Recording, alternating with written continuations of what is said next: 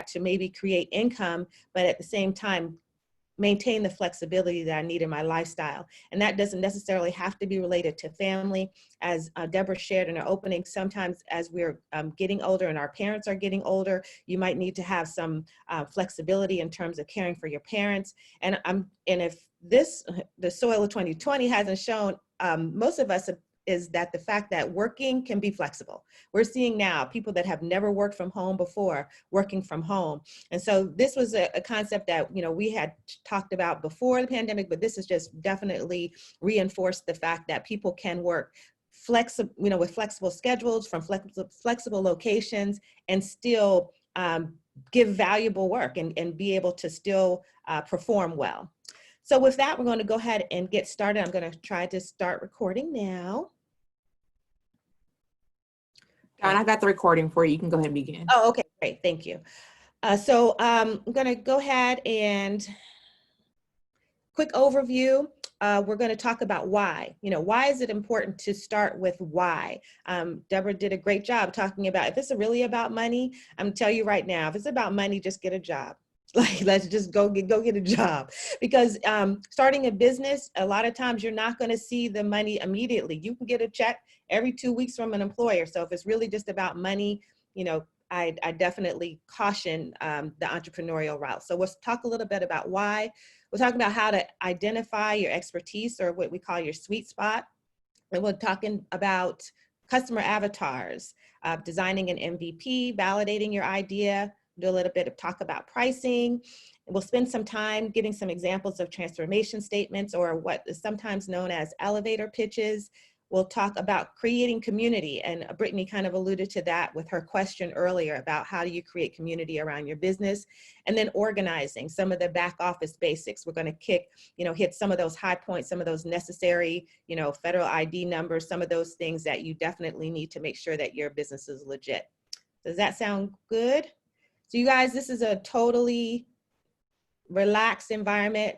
Please just, ask me a question as we go. We're going to start with this short video.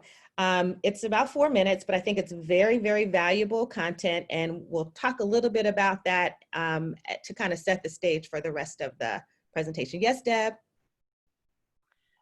At what point will can people get your slides? Is there a way we can get your slides, or should they just take a picture of your slides, or how do? Thank you for asking that. The slides will definitely be available to the participants. I'll email them to you, along with, as we go through the presentation, some templates that we'll be referencing during the slide. I'll also send those as well.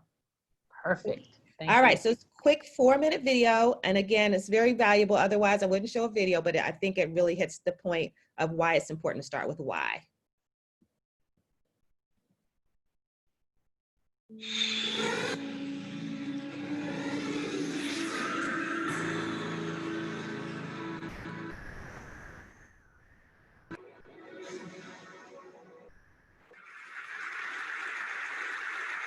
I call it the golden circle.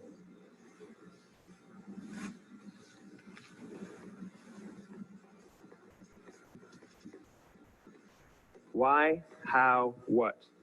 This little idea explains why some organizations and some leaders are able to inspire where others aren't. Let me define the terms really quickly. Every single person, every single organization on the planet knows what they do 100%. Some know how they do it, whether you call it your differentiating value proposition or your proprietary process or your USP. But very, very few people or organizations know why they do what they do. And by why, I don't mean to make a profit.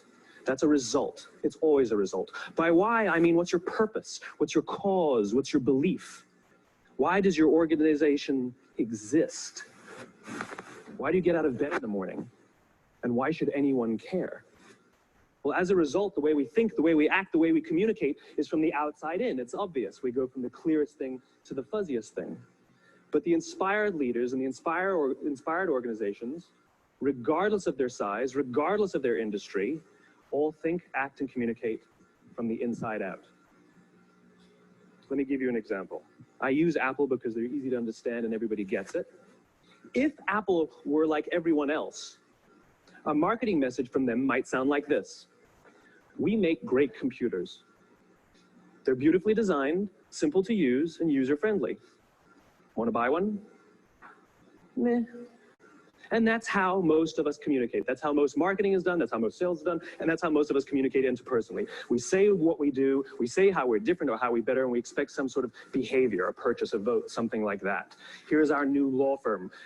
We have the best lawyers with the biggest clients. We have, we always perform for our clients, do business with us. Here's our new car. It gets great gas mileage. It has, leather seats. Buy our car. But it's uninspiring. Here's how Apple actually communicates. Everything we do, we believe in challenging the status quo. We believe in thinking differently. The way we challenge the status quo is by making our products beautifully designed, simple to use, and user-friendly. We just happen to make great computers. Want to buy one? Totally different, right? You're ready to buy a computer from me. All I did was reverse the order of the information. What it proves to us is that people don't buy what you do, people buy why you do it. People don't buy what you do, they buy why you do it. This explains why every single person in this room is perfectly comfortable buying a computer from Apple. But we're also perfectly comfortable buying an MP3 player from Apple, or a phone from Apple, or a DVR from Apple. But as I said before, Apple's just a computer company. There's nothing that distinguishes them structurally from any of their competitors. Their competitors are all equally qualified to make all of these products. In fact, they tried. A few years ago, Gateway came out with flat screen TVs. They're eminently qualified to make flat screen TVs. They've been making flat screen monitors for years. Nobody bought one. And Dell came out with MP3 players and PDAs. And they make great quality products, and they can make perfectly well-designed products, and nobody bought one. In fact, talking about it now, we can't even imagine buying an MP3 player from Dell. Why would you buy an MP3 player from a computer company? But we do it every day. People don't buy what you do, they buy why you do it. When we communicate from the outside in, yes, people can understand vast amounts of complicated information like features and benefits and facts and figures. It just doesn't drive behavior. When we communicate from the inside out, we're talking directly to the part of the brain that controls behavior, and then we allow people to rationalize it with the tangible things we say and do. This is where gut decisions come from. Sometimes you can give somebody all the facts and figures, and they say, I know what all the facts and details say, but it just doesn't feel right. Why would we use that verb? It doesn't feel right, because the part of the brain that controls decision-making doesn't control language. And the best we can muster up is, I don't know, it just doesn't feel right. Or sometimes you say you're leading with your heart, or you're leading with your soul. Well, I hate to break it to you, those aren't other body parts controlling your behavior. It's all happening here in your limbic brain, the part of the brain that controls decision-making and not language. But if you don't know why you do what you do, and people respond to why you do what you do, then how will you ever get people to vote for you or buy something from you, or more importantly, be loyal? All right. This boy know what he talking about. That's all I got to say. He know what he talking about. So I don't know about you all. Please, anyone can jump in. But I think just to hear that where people make their decision, like it's about the why. They have to be able to connect there. I mean, I am an Apple fan, and I look around like you said, like who would buy a watch from Apple? Like who would buy, it's because of what they have, the way they have done their why, like it. And it's even when I hear people talk about how Samsung, their phones sometimes are better, they take better pictures, but it's just like, even though something is better, it's still like, no, I'm just gonna stick with Apple. So if anyone wants to share, tell me maybe like a brand that you love, like a brand that you like are committed to and you're loyal to. Anybody want to share? Hi everyone. So I think about, obviously I'm a female, so I use a lot of feminine products, and I used to use Summer Eve's feminine wash, but there's this new brand that's called Honey Pot, and it's Black owned, and she started, her slogan was made by someone with a vagina for someone with a vagina. And I started to think about, so why is she making it? Because she identified she's a woman. So I started to look up who's behind Summer's Eve, and it's a group of men. And I'm like, well, why would I trust these men with something that they don't have? And I looked at the ingredients on the back of Summer Eves and looked at the ingredients on the back of Honey Pot. It's a distinction there. And I really thought about it. You know what? I really connect with Honey Pot's why. Why are they making this for me? Because they have it and they know how important it is to take care of it. And so I've been loyal to Honey Pot. I don't use any other feminine products but theirs. And I'm happy. So that's why I've switched, because I identify with their why. So. Awesome. Thanks you for that example. And again, you all, because of the way the screen is set up, I might not be able to see you. So please just jump in if you have a comment or you want to share, please do that.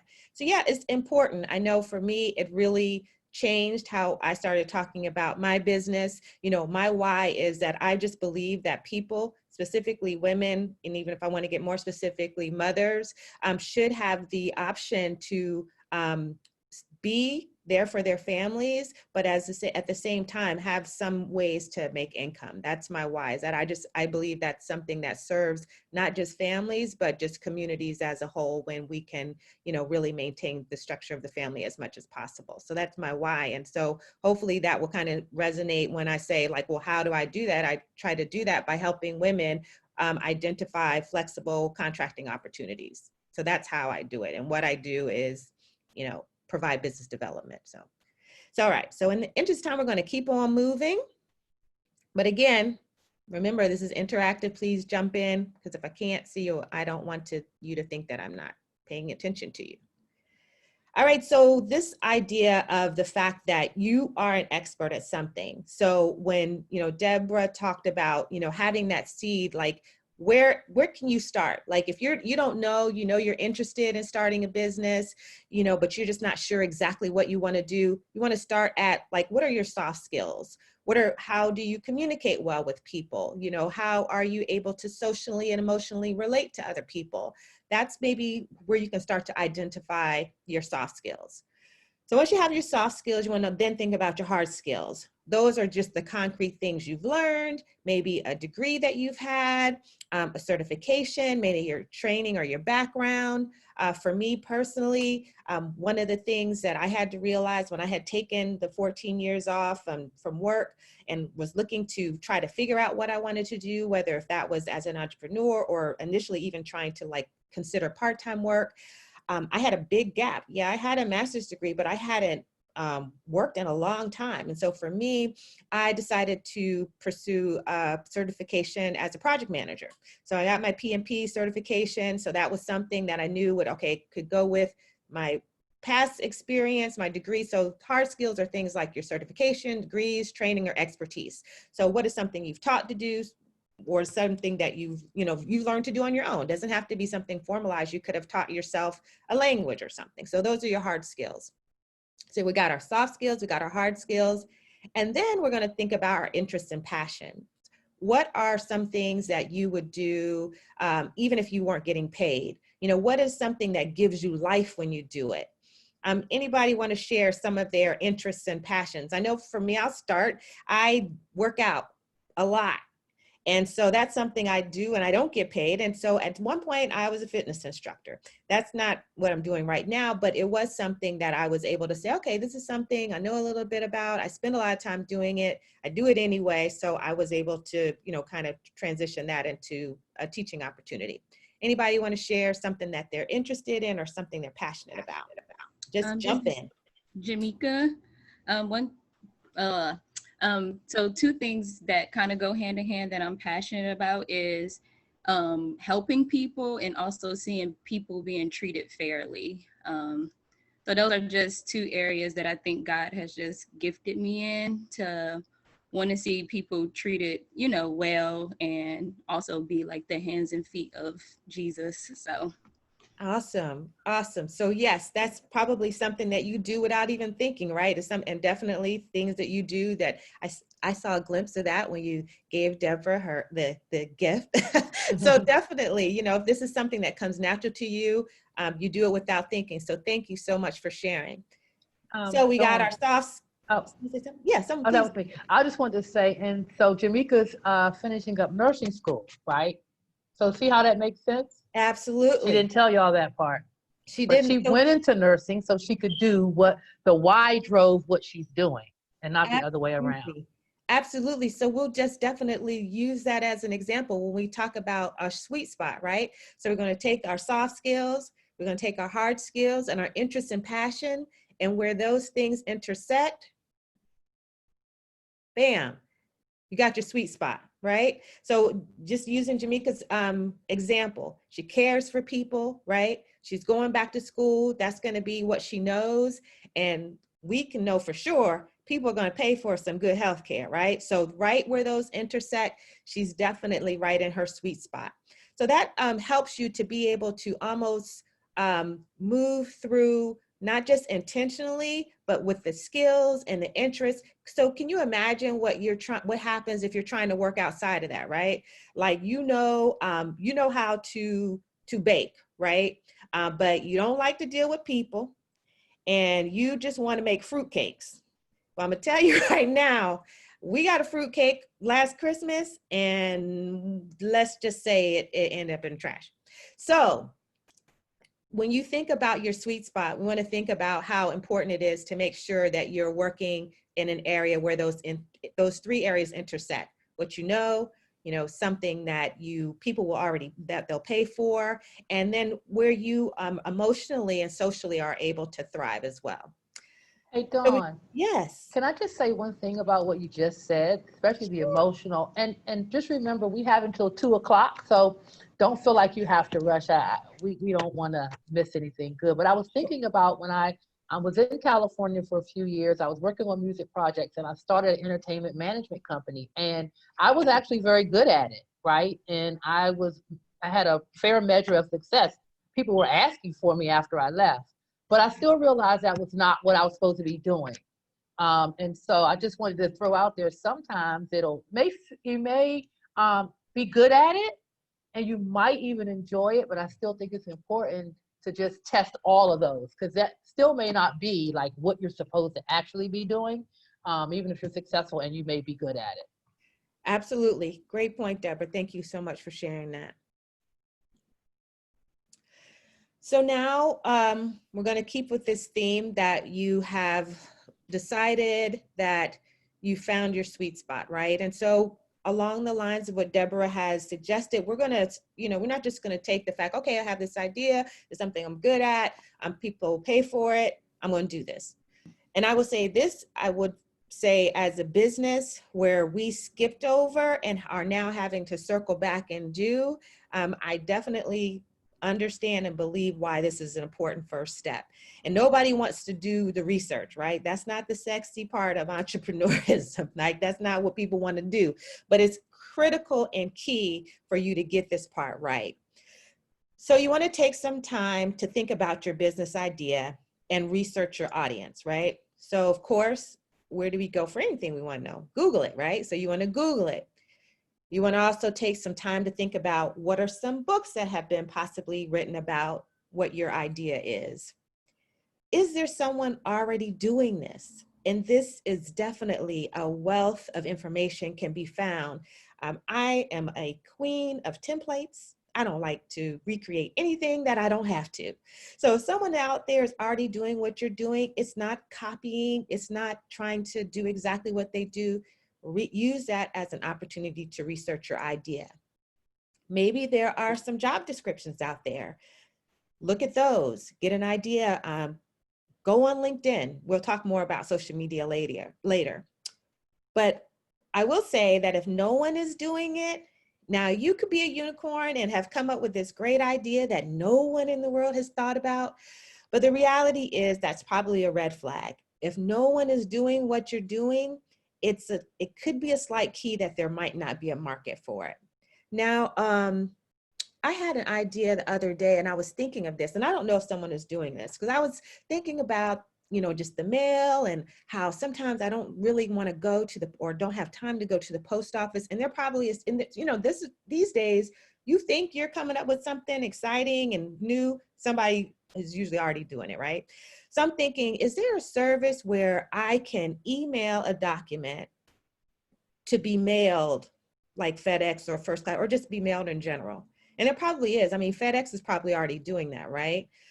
So it's probably not a business, but I said I was going to research it. But if no one is doing it, it's probably a red flag. And just another word about competition. So, we talked about, who's already doing it. And I know initially when I got into business, I thought about, oh, well, so-and-so's already doing that. And, there's already people. Well, let me just say a couple of things. One of the best examples I heard about is bread, right? When you go down the bread aisle, all those different kinds of bread. There's might be white bread, there might be wheat bread, but there might be 6 different kinds of wheat breads.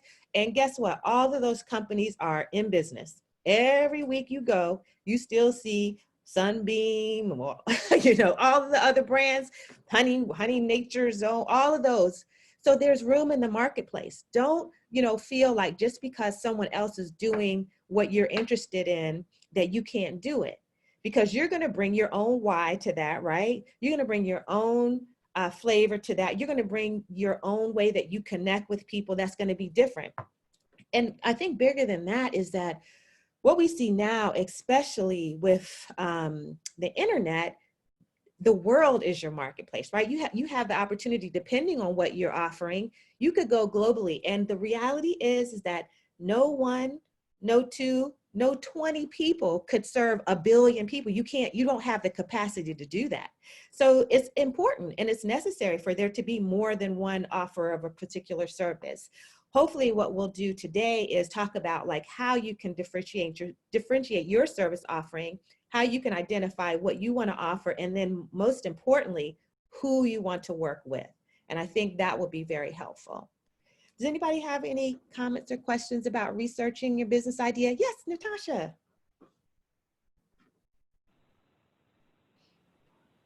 Dawn, I love everything that you just said, but I really want to like spotlight your first line. Google it, right? I think Google is such an underutilized tool for entrepreneurs. There are going to be a million things that you don't know how to do, but you can become an expert and quickly just through Googling it. I mean, as Don said, it's out there.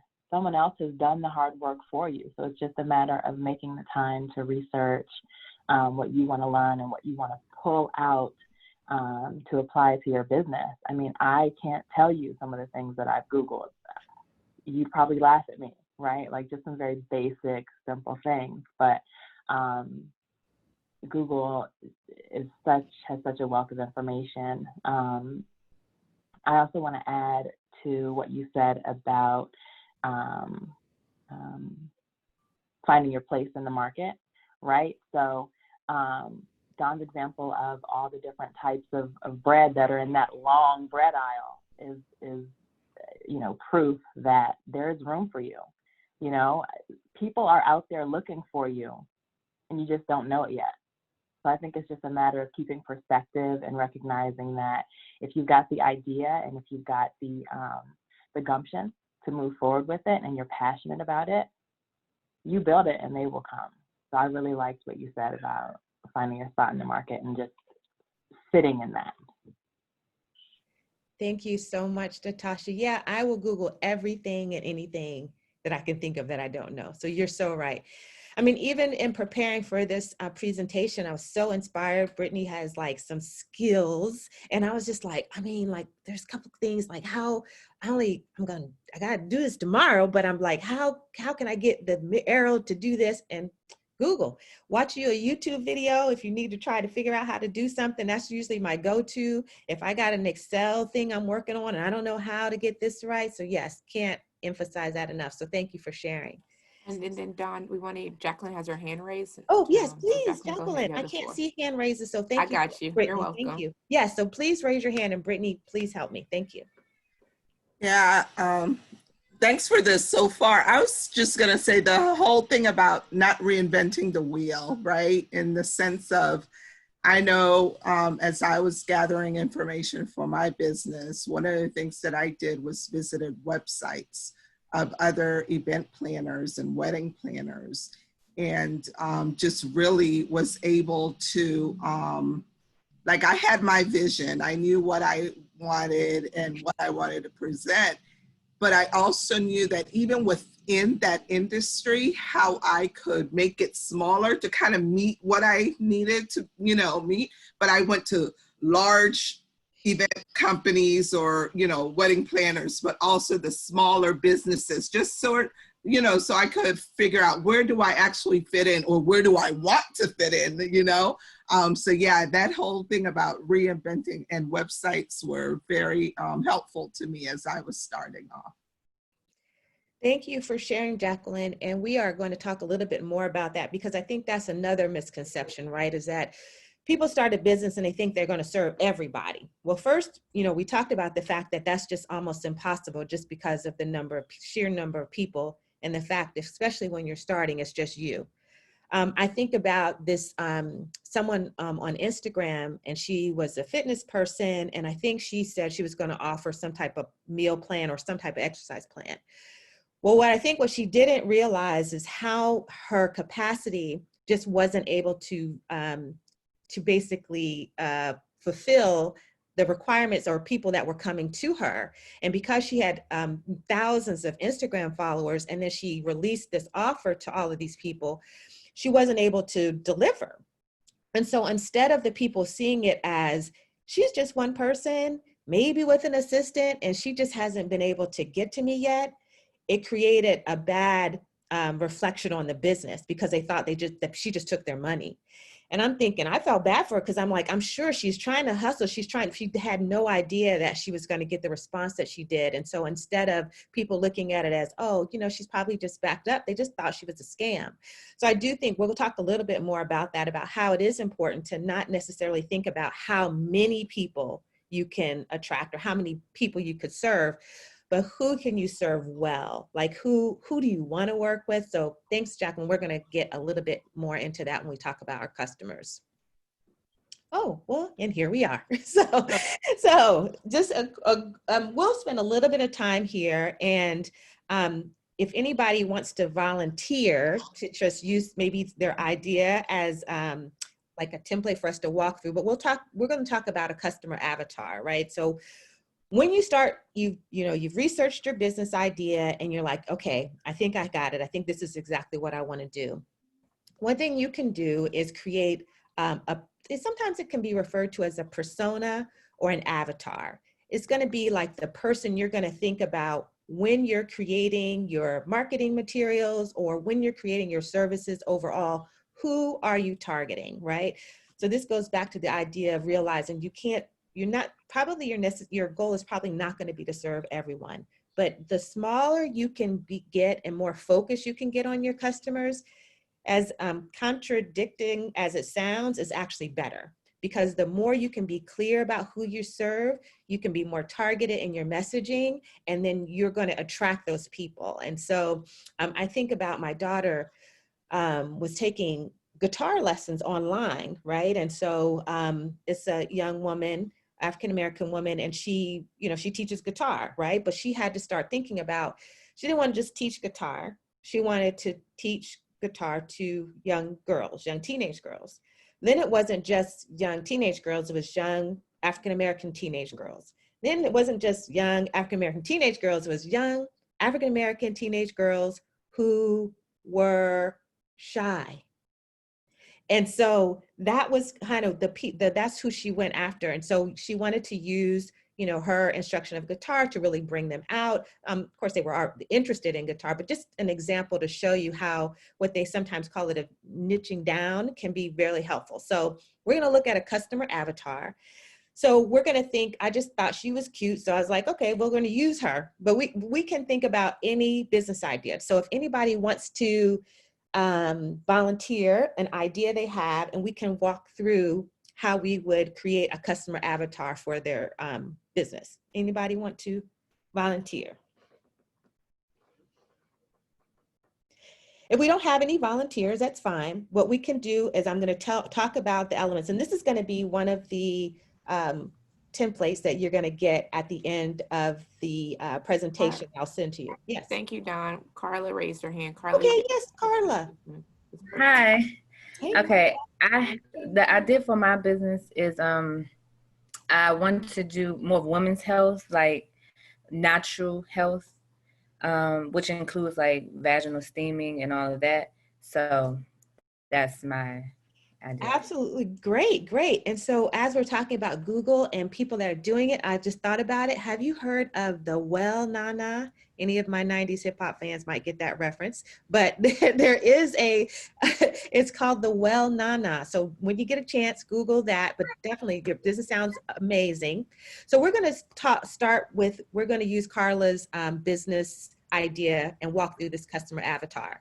So we got our person here and we're gonna, we'll give her a name. We're gonna call her Claire, okay? So Claire, we're gonna try to figure out how we're gonna reach Claire for Carla's business. So what are some of, again, we're gonna be creative, right? Because we're trying to define, we're trying to create an avatar for Carla's business, for women's wellness. So what could some of Carla's goals be?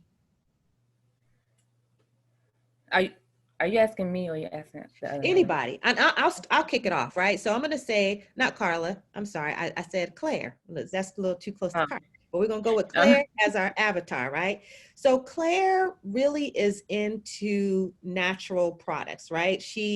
Her goal is to be as natural as possible and use minimal amounts of unnatural products in her health and hygiene. So let's say those are her goals.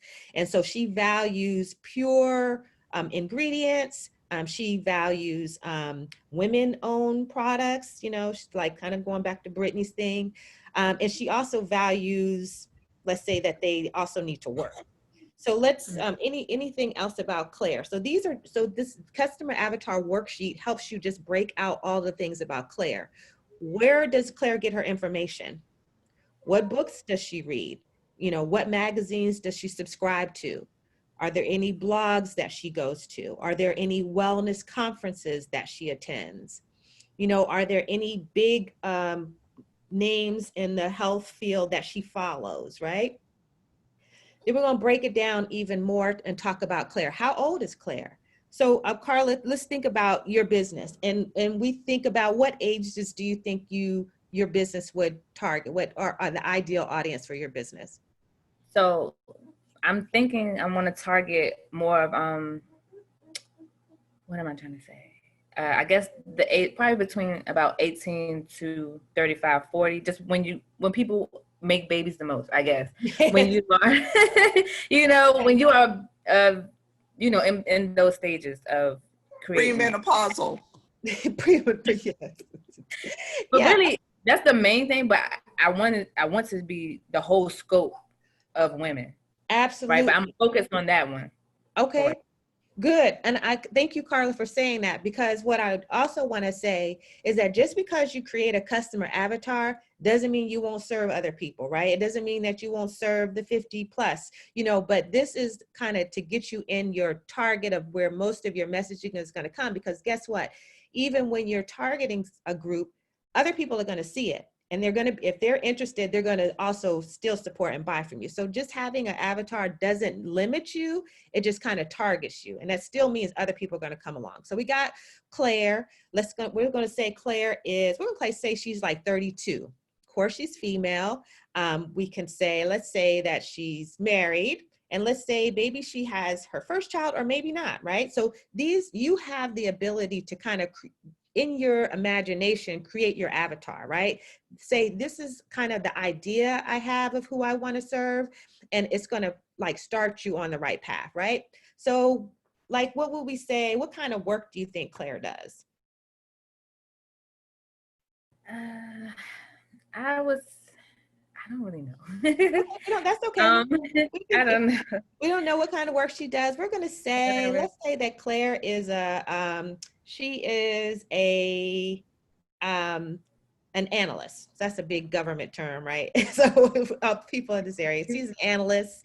And let's see, she makes, when we think about income, when we're thinking about our ideal customer, we might want to think about where their income is, just so we know like where their disposable income is, like how much money do they make? So are they going to be in the market to purchase our services? So that can just kind of inform us with that. Her level of education. Claire, what do you think? She 4 has years. probably a master's. She's an analyst. Okay, so let's say Claire, she has a master's degree. So which, we're thinking if she, and not to say that this could not be the case with other levels of education, but if she's really tuned into, her health and, the science behind things, we might want to assume that, she has a college degree or a master's degree. So this next bullet point we're going to talk about were you going to say something, Carla? Yeah, because I want to go all the way to the back.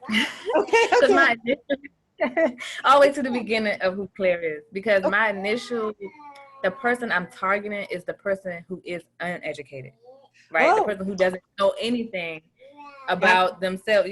That's the person I'm targeting, a person that's like more in my community, even though I am college educated and all of that, but I see a lot of uneducated people that need help, Yes, yes. Okay. That's her why. That's really good. That's a really good why, and right, and that's a good distinction, right? Because those people are going to be, maybe their source of information is IG, it's going to be like, they're not necessarily, going to be researching things. So that's really key. I'm glad you made that distinction. And so that would also lead us to like, what are the challenges and pain points of Claire? Maybe one of the challenges is that she doesn't know, right? That is that she doesn't really even understand what she's using or why it's important, right? Why it's important for her to take care of herself like that. So when we think of challenges or pain points, at the end of the day, all businesses exist to solve problems. That's the cut and dry of it, right? Your business has to solve a problem. And so, Carla, what you're saying is that there is a problem that we have women that don't know why it's important for them to be healthy in terms of their reproductive systems. There's a lack of information, and it has dire implications, right? That is a huge challenge and a pain point. And so being able to identify those helps us to think about how we can overcome that, right? So these are the pain points, these are the challenges. What can I do to overcome that? How can I reach them? How can I educate them? How can I touch, how can I create relationships with them? And so the last square talks about objections, especially when we're talking about in purchasing, right? So what are some typical objections to Claire? Like if you tried to talk to Claire about the importance of, understanding and having a healthy reproductive system, what are some of the things that she might say? She can't afford it, or she doesn't have the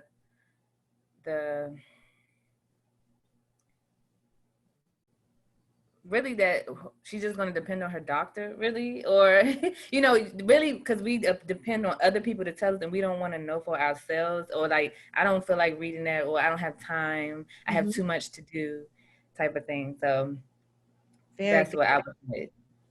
They're too busy or don't really care. Yes, thank you. And Natasha? Right, lack of support.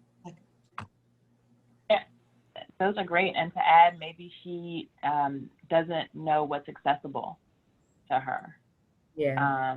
And she also wants to be able to trust any new products that she uses for her reproductive system.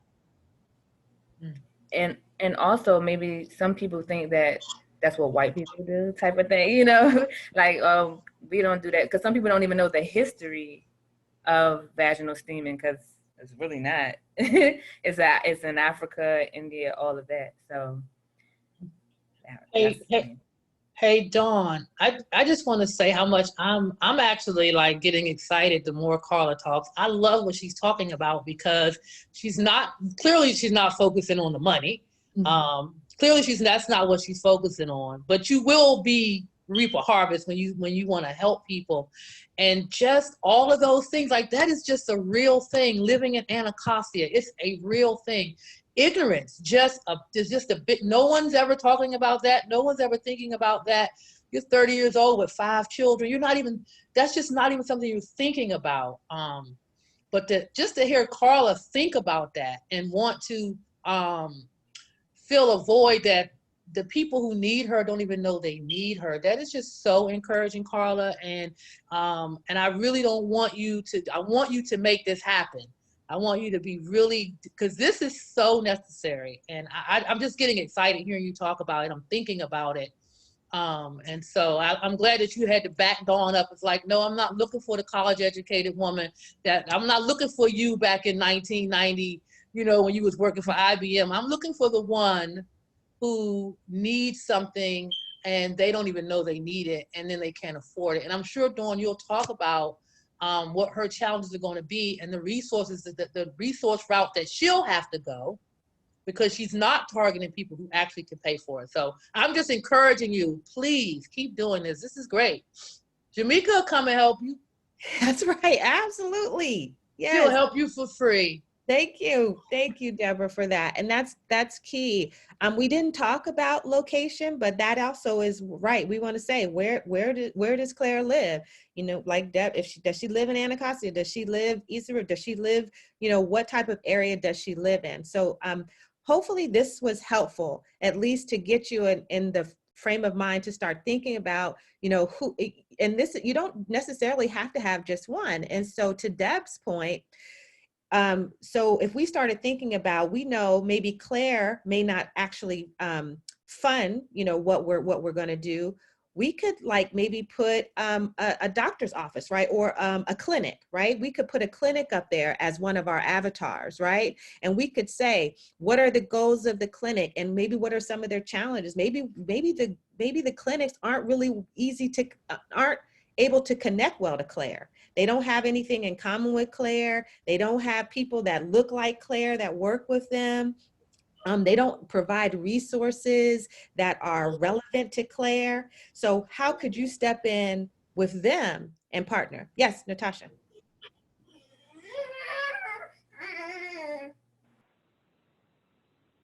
Don, I love what you did just there, switching out the customer, right? Because a lot of us as entrepreneurs, we may think that people are, or a type of person is our only customer, right?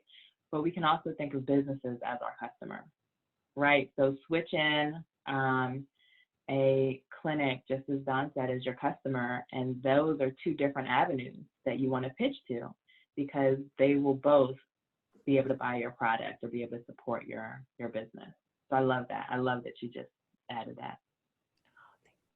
Thanks, Natasha. Yes, Carla. I was gonna say, I feel like the whole, if I go into a traditional medical, if I try to get that, I might have to go towards partnering up with a naturopathic doctor's office versus the traditional. The traditional, they push back because they feel like it's pseudoscience. So even with, I'm in the process of becoming a certified wound wellness practitioner. And they basically kicked us out of Microsoft Teams because they said she was teaching pseudoscience. So they like, we in the process of trying, she had to show them her credentials. She's got PhDs and everything in traditional Chinese medicine. And they like, you need to prove it because you're teaching pseudoscience. Wow. Yeah. So yeah, that's a great point. So you're not necessarily in the field of trying to convince people, right? You want to stick with the people that already support what you're doing. So right, I think naturopaths definitely are going to be a good route and a possible, you know, customer or partner in some way. Hey, Dawn, let me just say, Carla, those people, their real issues that they're in the pockets of the pharmaceutical company. So like they can't support that because we need to be with the pharmaceutical companies. And so that's what that pushback is. But yeah, don't be deterred. Don't be deterred. All right. So this again, you can have more than one customer avatar, right? You could to every different phase of your business, like Natasha pointed out, like if we're thinking about a business that we want to pitch to, we want to think about the person themselves. So you could use this worksheet to kind of flesh out your ideas for each segment of your market. And then that will inform, you know, how you and where you show up and how you show up for those different customer segments. Does anybody have any questions about the customer avatar, or sometimes called the persona, before we move on to the next? I don't have a question, but I want to say, even for myself, don't pass over this with a minimum of concern. This is critical. Like this has to be done before you try to jump out there. Like it's just so important. And this whole, the way you set it up, like sit down with Dawn or somebody else if can't be Dawn, and get this done, because this is critical. It's going to save you time. It's gonna help you even prepare. Like this is seriously putting some good seed in the ground and making sure it takes root, so you're not wasting time. So I just want to say how great this is and how critical it is, Dawn. I might need to sit down with you. I didn't do it. I just jumped out there, but. Yeah, I hear a question, and then I see Natasha's hand. Yeah, my question Yeah, is, I just wanted to add to that. I'm sorry. oh, go ahead. I just wanted to add really quickly that this exercise is key for a new business owner, right? As you go through your business and you kind of figure out marketing strategies and customer messaging and all that good stuff, all that fun stuff, right? You might find yourself straying away from your intended customer. So having something like this to go back to is going to be so important, just to help you reset and refocus around who your targeted customer actually is. And that's not to say that this cannot change, right, as you build out your business, but it's really important to have steady ground in working out who your customer is, so you know that you are approaching them in the right ways. Thank you. Jamika. Yeah, so I think everything so far has been really good. So I just wanted to know, is there any plan to like follow up with the ladies after we get ourselves together to kind of see how we doing in the process in the future?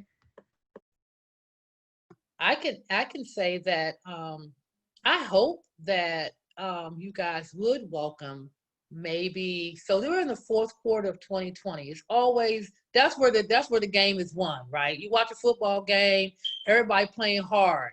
Fourth quarter is like, wait a minute, there's a comeback. So this is how you want to finish strong.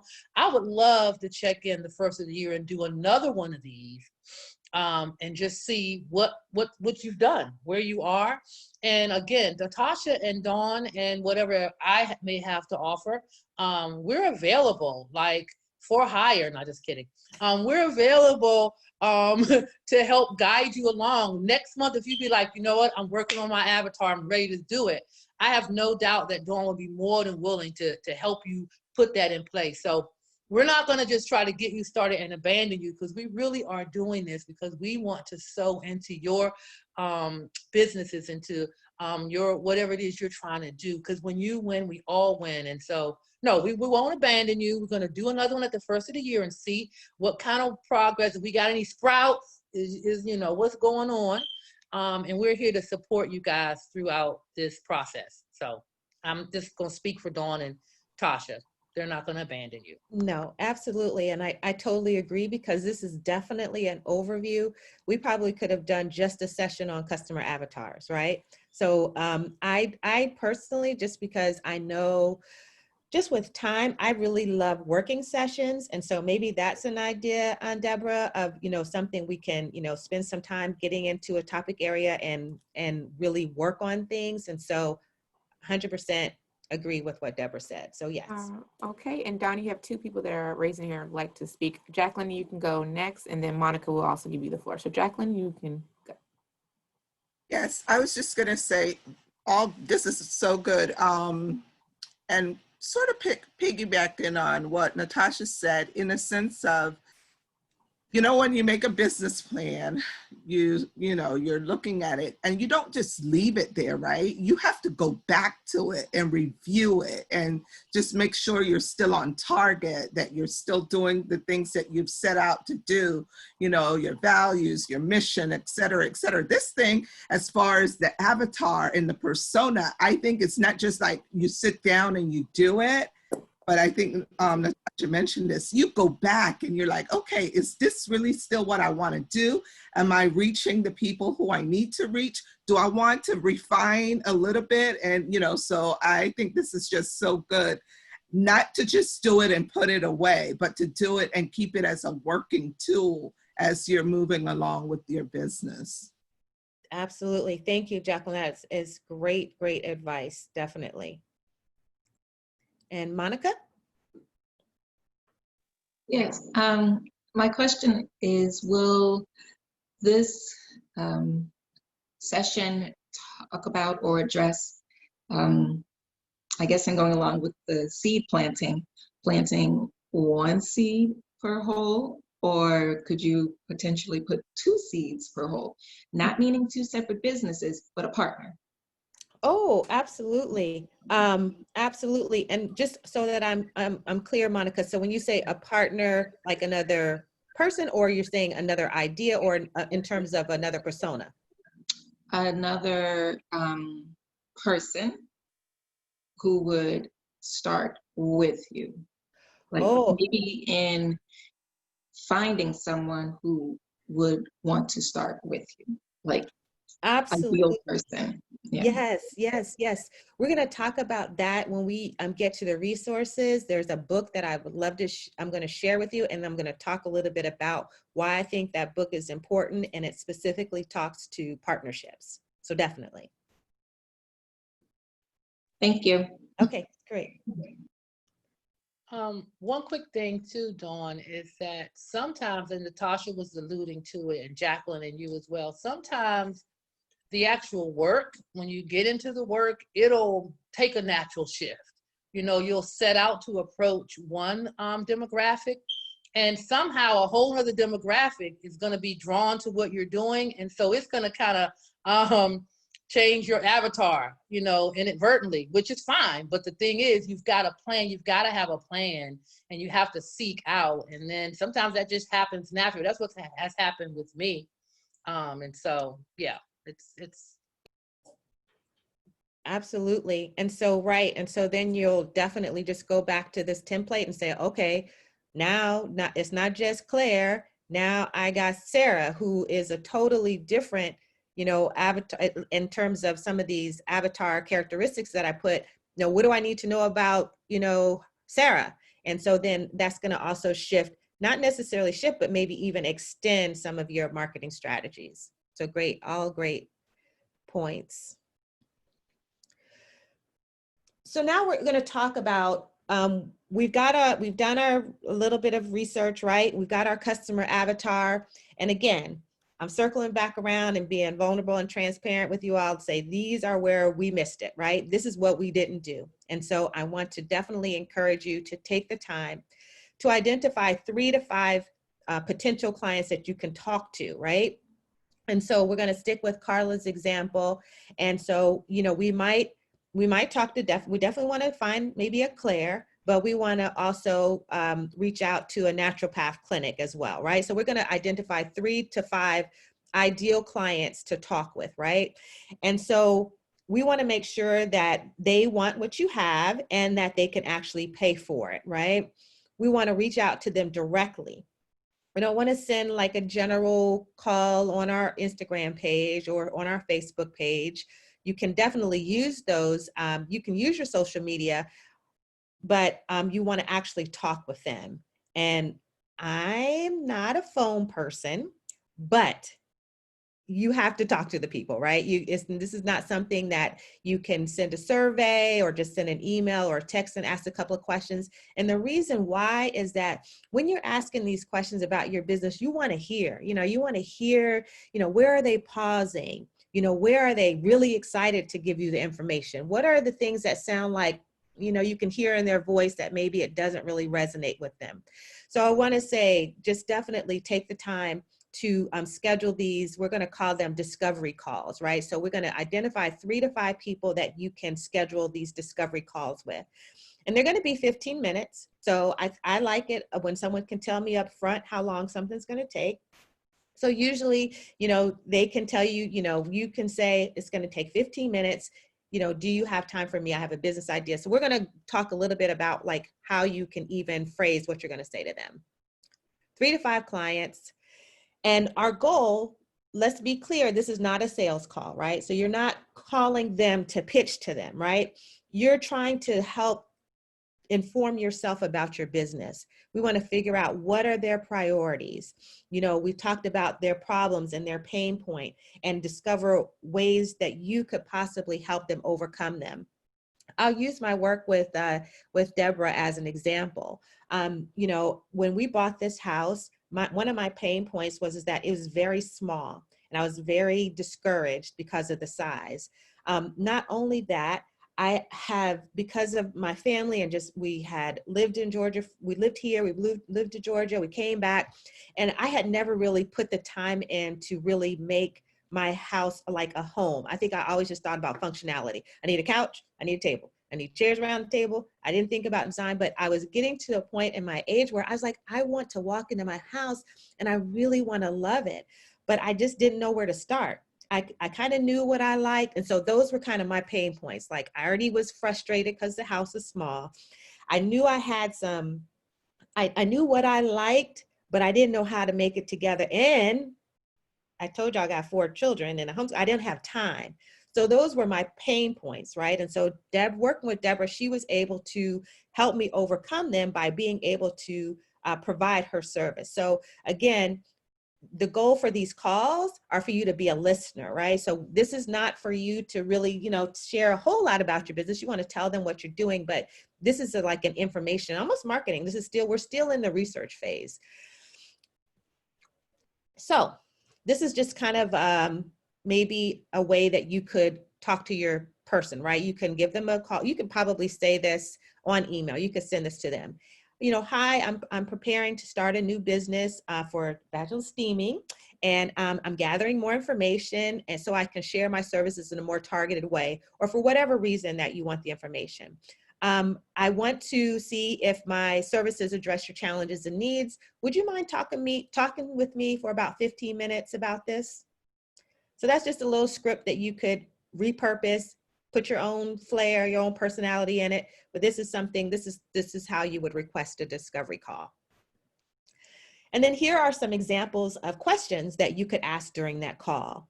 You know, what is your biggest challenge with, we're going to stay with Carla, what is your biggest challenge with vaginal care? You know, what are your top 3 struggles with vaginal care? What is your biggest roadblock? You know, what kind of help? Going back to the example of the clinics, what do we say, the holistic, more holistic clinics, you know, we could talk about our Claire, like when you have, you know, younger women come in and you're trying to educate them about vaginal health, what tends to be some of the challenges that you have with that? You know, how could someone like me help you with this? So again, this is just an opportunity for you to get information, gather information to inform, may cause you to go back to that customer avatar worksheet, right? It's one thing to have things in your mind, and you could think they're a good idea, but when you start fleshing them out with people who you ideally want to work with, you might get another story, right? And I think also another positive thing that could come out with discovery questions and discovery calls, and a lot of times, even as you get a little bit more, a little further in your business, discovery calls are great opportunities for you to see if this is someone you even want to work with, right? Because it could be someone who wants your service, you have what you can, you're able to identify and solve their problems and their pains, but when you talk to them, yeah, it's like you're just not really vibing. So I think, you know, it's very key to understand that, you know, along with the idea that you can't serve everyone, you're not going to necessarily want to serve everyone. So you know, think about who you are and the type of people that you want to attract. I mean, you know, I'm kind of laid back. I like, you know, people, I mean, I'm conversational in my style. You know, if someone wants to work with me and they're a little bit aggressive and that may not be a good fit. And there's a graceful way to say, you know, we can nicely refer them to someone else, you know, that does what you do. You know what, hey, I think that so-and-so might be a better fit. So I think going back to Deborah's opening comments about this is not about money, right? This is not about money. This is not just about money, right? Because we do want to make money. There's nothing wrong with that. But I think you want to feel good when you're working with people. And I think this discovery questionnaire and discovery calls are a good way to get a sense of who you're working with and whether or not you think it could be a good match for you. All right. Natasha All right. has her hand up. Oh, yes, please. Hey, Don, just to, I have a quick question and a comment. I'll start with the comment. I hope that everyone shares in feeling like this is a safe space, because the fact that we are talking about an example that includes the word vagina, it's like, I know that this is a safe environment for us to really dig in and feel comfortable with each other, right? The question I had, Dawn, is for the discovery calls that you are recommending, which I love and are totally necessary, can you talk a little bit about who can participate in those discovery calls, right? So I know that it's intended for the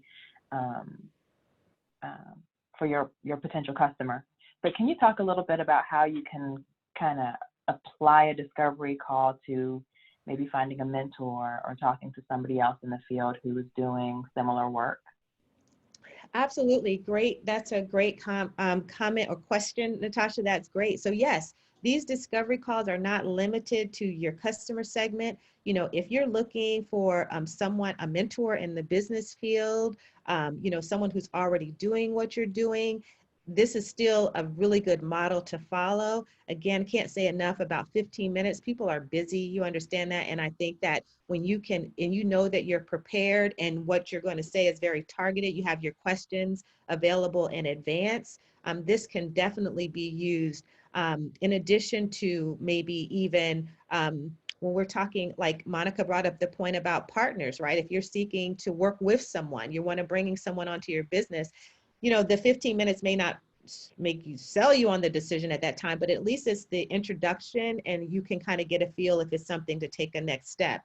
Part of what I do for my part-time job is I do like phone screenings for potential employees. And so usually I'll take 15 minutes. And that's not the end all be all, but at least then we know whether or not that's the next step for a full interview. So yes, these discovery calls can be utilized in very different formats for lots of different purposes. So thank you for that, Natasha. All right, so we're going to talk also a little bit about the minimum viable product. And so it's the MVP, not to be confused with the most valuable player, but it could be your most valuable player in your business. So when we talk about the minimal viable product, I'm going to share, I read this book called Lean Startup by, last name is Rice. We're going to get to that when I talk about some of the recommended reading. So what is an MVP? So MVP has minimum features, but you're going to get maximum feedback. It's for your early customers, and it's going to inform your future development.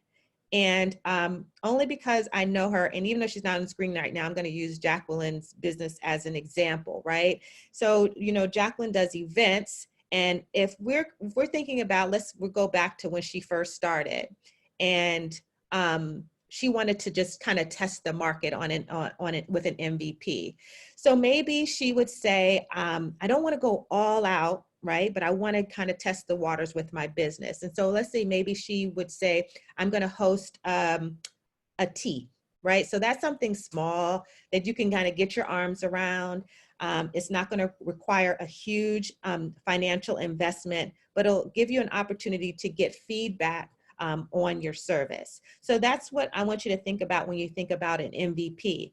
And so we're going to use Carla and her vaginal steaming, right? So before maybe she launches out with a whole like service of vaginal steaming, can we think of some small versions or some way that she could like launch that doesn't require a whole lot of effort, but would give her good feedback about her service? Something that come to mind when you asked that was like she can probably host a little cocktail hour and just talk about the benefits of vaginal steaming, and then get people aware of it and why she want to do it, just like a small group of people, like 10 to 15. And then the next time she could like maybe, well, with the first mixer or something, she can show like even brochures or videos of that. And then the next time she could invite like a smaller amount of people who she may want to actually perform that service on. Perfect. Those are great examples. Thank you so much for that. Jamaica, that is exactly what an MVP is, right? It's a small version of the product. It's going to maybe share with you your differentiators, what makes, what she's doing different. And the biggest benefit of an MVP is the feedback that you're going to get, right? So she's going to be able to look at some of the things that she identified maybe in her customer avatar, or maybe some of the problems that she thought people were going to have. She'll get real information when people say, oh yeah, girl, I really would like to do this, but I just had never heard of it before. Like, she'll really be able to, those things will be illuminated for her. She'll be able to see real time where it is that people are connecting with her business idea. And then maybe if some things aren't clear, she can figure out that as well. So yeah, so an MVP could also be just like a landing page, right? So you may not be ready for a full out website, but maybe just a landing page that does the same thing, right? Just kind of gives you information on the service. I've seen some people even do ebooks, right? So ebooks are, easy to do, and that may be their entry point into the market, is just by creating an ebook. So does anybody have any ideas of an MVP, some small way that they could have their product or service into the marketplace? While you're thinking, I'm going to share two MVP examples. One, of course, we all know Amazon, right? So Amazon didn't start being like the Amazon we know today. It was books, right? He was just selling books. He just found that there was a niche when the internet was becoming very popular. He saw a way to be able to, if people would order a book, he'd go to distributors and send the book. And we've seen what has happened with Amazon. So that was their MVP, their initial entry into the marketplace. Another example is Airbnb. The people that started with Airbnb, they just had like an air mattress in the living room, right? And they had people come and stay in the air mattress in their living room. And they started seeing like, okay, like this is a thing. Like, people will literally pay to be able to just stay on an air mattress in my apartment.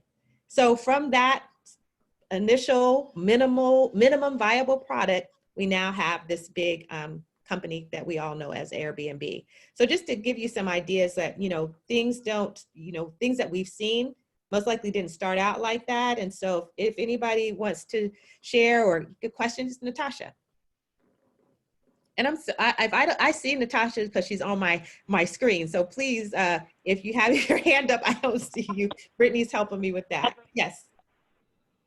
So I just wanted to add, think about your products, right? So I know that when you're a new business owner and you are offering a service, right, versus a series of products or a single product, you can also diversify your offerings by creating what's called a product, right? And that can be that ebook, that can be, I don't know, a downloadable audio session, or something as simple as a one pager, a one sheet. Maybe it's a freebie that you offer, and you connect downloading that freebie to signing up for your mailing list, right? Things that are trackable that you can sell or offer for free, but that will indicate who's out there and looking for the information that you're offering.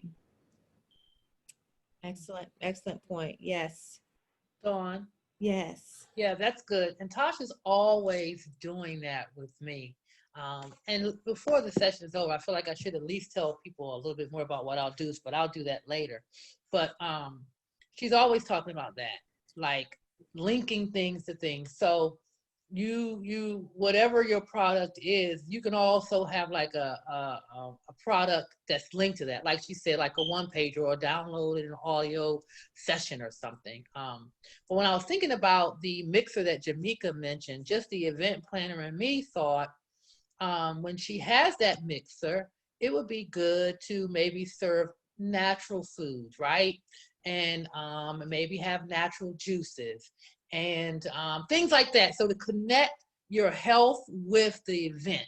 So all the things that you do in the event, what you're serving, where you're having it, the way the room is set up, all those things will help to kind of like support the idea because it's health and wealth.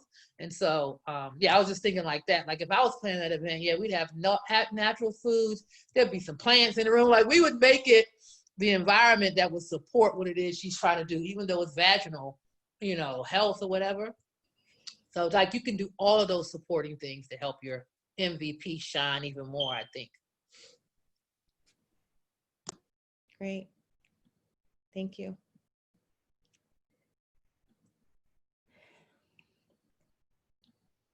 Oops, not there yet.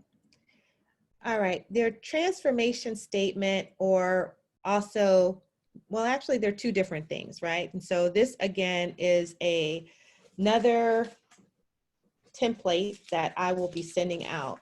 And so one of the things we kind of joked about yesterday, and I know for me as a new-ish business owner, even to this day, sometimes when people say, oh, what do you do, right? It's just like, like, oh, okay, I do business development. Like, I can't tell you how many times I've been in situations where, you know, it's been an environment like this. And so I always like cringe when they say, okay, tell us about your business, because maybe sometimes in my head, I haven't really formulated exactly how I want to say that. So a transformation statement helps you to identify that. We talked about how what businesses do is solve problems, right? And so a transformation statement is going to say what, you know, who your clients are, what problems you solve for them, and how they're better because they have done business with you, right?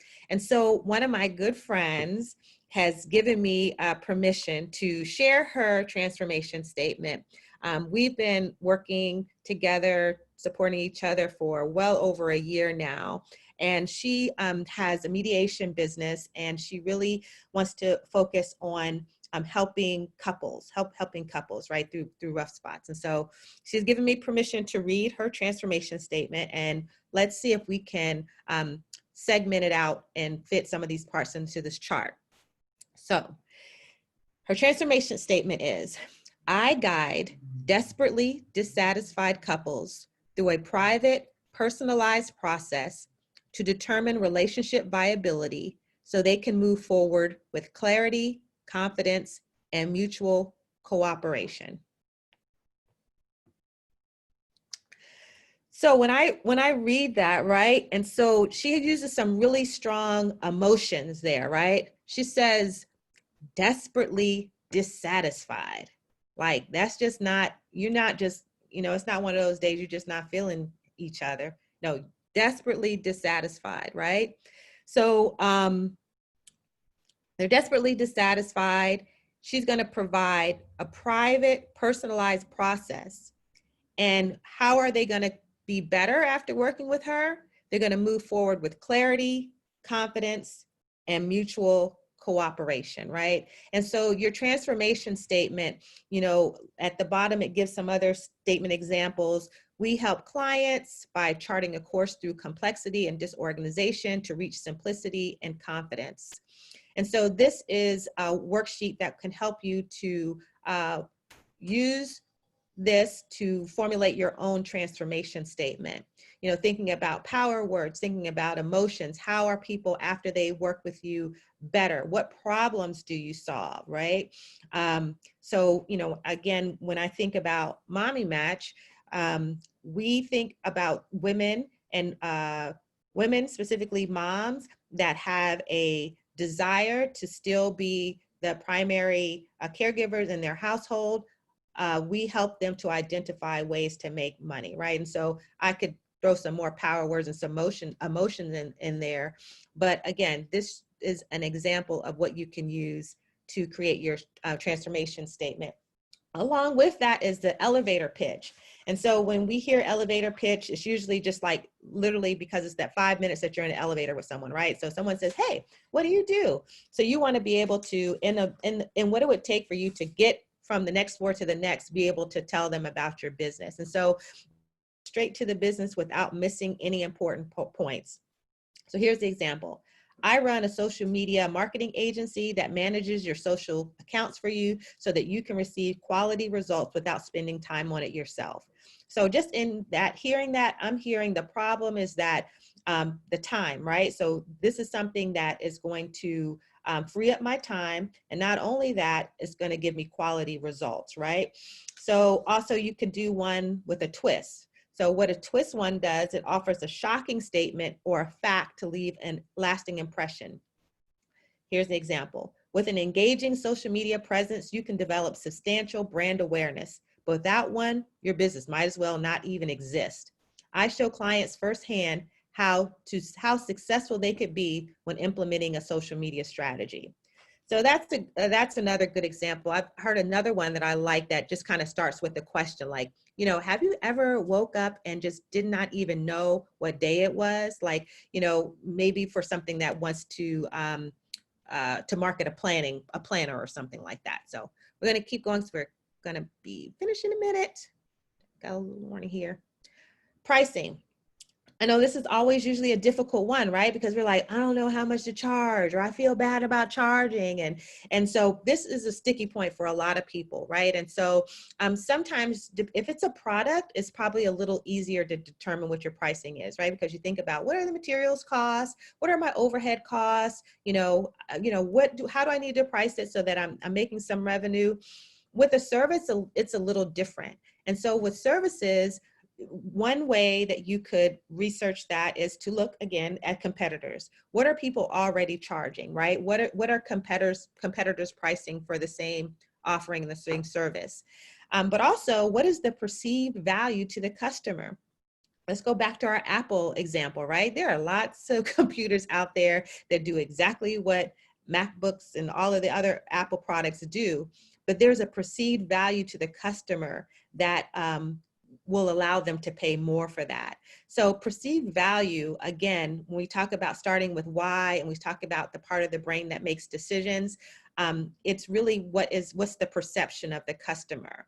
And so that's pretty much what I'll say about pricing, that it's definitely not a science. What you'll find sometimes is that sometimes maybe if you price things too low, you may find yourself like overwhelmed with clients and you're like, oh, this might be a sign that I'm probably pricing my service too low. I've also attended different business strategy seminars that really advocate having a high priced item or high priced service. And that way you're really narrowing who you're going to work with. Again, that perceived value to a client could be if they see something and you have a service and you're charging, $1,500 a month membership. And I've seen that for some business coaching. The perceived value to someone could be, wow, this must be really valuable content. And I would hope that it is, but again, can't say enough about perceived value. So it's a little bit on pricing. Lean Canvas, we don't have a lot of time to go over this, but this is touches on, I'll be sending this out, but it's 2020. And the reality is that you're probably not going to be asked for a business plan anymore. Maybe possibly if you were trying to get a bank loan, but I don't even know about that. But the Lean Canvas really takes the place of the traditional business plan. And this will incorporate a lot of the elements that we have talked about, but then also some that we haven't. And it gives you a good one where you could just see on one page versus a 25, 30 page business plan, what your business is about. So I'm just going to quickly go over the order in which you would basically fill this out. So first you'd start with your customer segment. So all the way to the right, that is. So we're going to list your target customers and users. So we'll go back to Carla's example. We're going to put, maybe some of the Claire's. We're going to talk about some of those naturopath clinics. And then we'll talk about early adopters. Early adopters are those people that hear something, they're like, oh, I'm on that. Like they're the first ones to jump on stuff. I can be an early adopter sometimes with some technical things, but those are the people that'll jump on immediately. You're going to talk about the characteristics of them. Once you have your customer segments, then you're going to go over to that problem, right? So we talked about the problem. what are your customers, whether it's the person, whether it's the clinic, what are their top 3 problems, and what existing alternatives are there out there already. Number 3, we're going to go down to the revenue streams. What are the different ways that you can make revenue, right? So whether it's partnership with the clinics, if you have some customers that, let's say, through your marketing, you've discovered and they're willing to pay for your service, all of those revenue streams are going to list in number 3. Number 4 is the solution. Like, what exactly is it that the service that you're going to provide, right?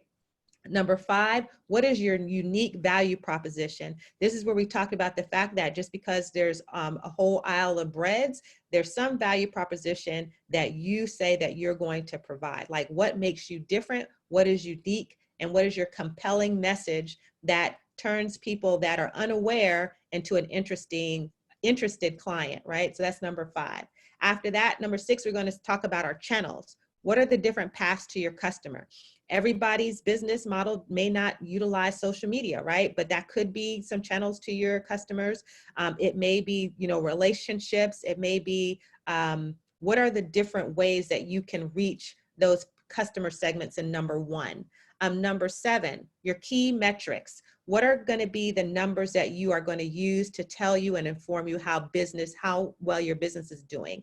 So those could be your number of clients you have, could be your revenue. It could be also as you're planning, you could look at maybe in the future what you have booked. What are the key metrics that you're going to use in your business to inform you as to how well you're doing? What is your cost structure? What are your prices, right? We talked about prices a minute ago. What are your fixed and variable costs? If you are going to bring on an assistant or something, how much is that going to cost?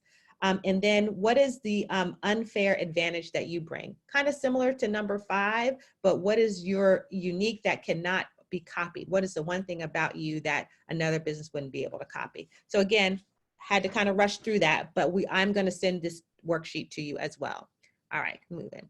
Creating community. I think Natasha, she basically hinted to this earlier when we talked about when she said giving things away, right? So when we think about this, we want to try to change our mindset from selling to serving, right? So the more you can serve people, if you come at it from that attitude, is that I'm really serving and not selling, it just comes across in a whole different way. Can't say enough about email lists. She talked about maybe sending things out, things that are valuable content. I can't say enough about people that I follow on social media that give things away from free. That creates a level of trust and also not even just respect, but I really, I think what they do is they provide knowledgeable information for free so that when they do actually have something that they offer that to pay, I actually will pay it because they've given me so much for free. All right, so again, social media, the big thing with that is think about engagement. It's not just about posting, it's about getting, and this is again, if social media is one of your channels, right? It's not gonna be a channel for everyone. And then just because you see someone has 6,000 followers doesn't necessarily mean they have customers. So there's a big distinction between followers and customers. So social media stuff. I want to hit on this because Deborah definitely talked about how it is important. You want to make sure that you, irs.gov is a great source where you can get your tax ID number almost immediately. That is an easy one you can knock out. You can do that today if you haven't already. It's free to get a tax ID number, so you go to irs.gov to get your tax ID number. Similarly with your DUNS number, as you get into business, this is another number that a lot of businesses will ask you for. So your DUNS number, also Dun & Bradstreet, go there, you can get that number almost immediately as well. Your local business license, that was another one we were slow to get. We registered our business in DC, but then we realized we actually have to have a business license too. So business license, and some of these things actually have fees attached to them. So you want to start thinking about that as you're getting started as well. Branding, professional emails and websites, can't say enough about that. If at all possible, you want to go to GoDaddy.com, reserve yourself a website name, and as soon as possible, get yourself a professional email address. try as much as possible not to use like a gmail.com, especially when you're really ready to officially launch your business. Even if your website is one page, that's fine. You want to make sure that it's consistent with, if you start thinking about getting a logo, again, your professional presence is going to count. We kind of, Deb and I were joking about, people making sure that their back office like looks like their front office, right? So you want to, even though your stuff appears legit on the front end, you want to make sure that you have done the stuff in the back end to back it up. So, all right. Quickly, I'm going to go over a couple of great resources. Fiverr, can't say enough about Fiverr. Literally $5, you can get something done, right? You can get a logo, you can get almost anything done on Fiverr for almost next to nothing. So Fiverr, SBA, great source of information for small businesses, specifically women-owned businesses. Wix.com can give you a quick and easy website. I love Canva.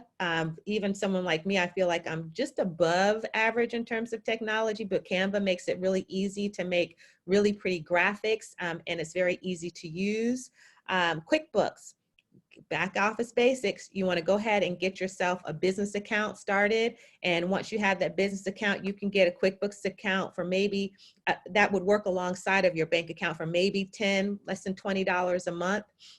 I know in DC, we have DCRA. That's where you would actually go and register your business.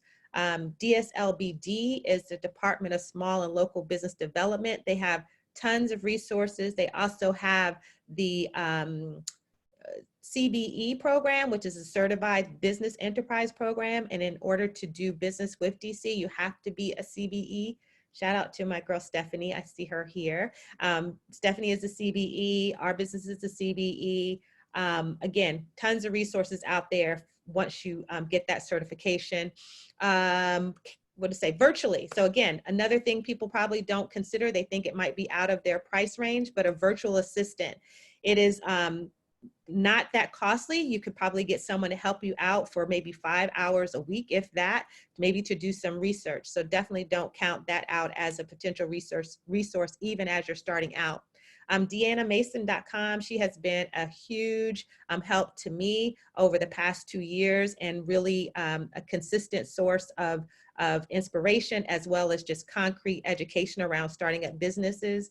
And she really focuses on faith-based women in leadership that are trying to grow or establish a business. So can't say enough about Deanna.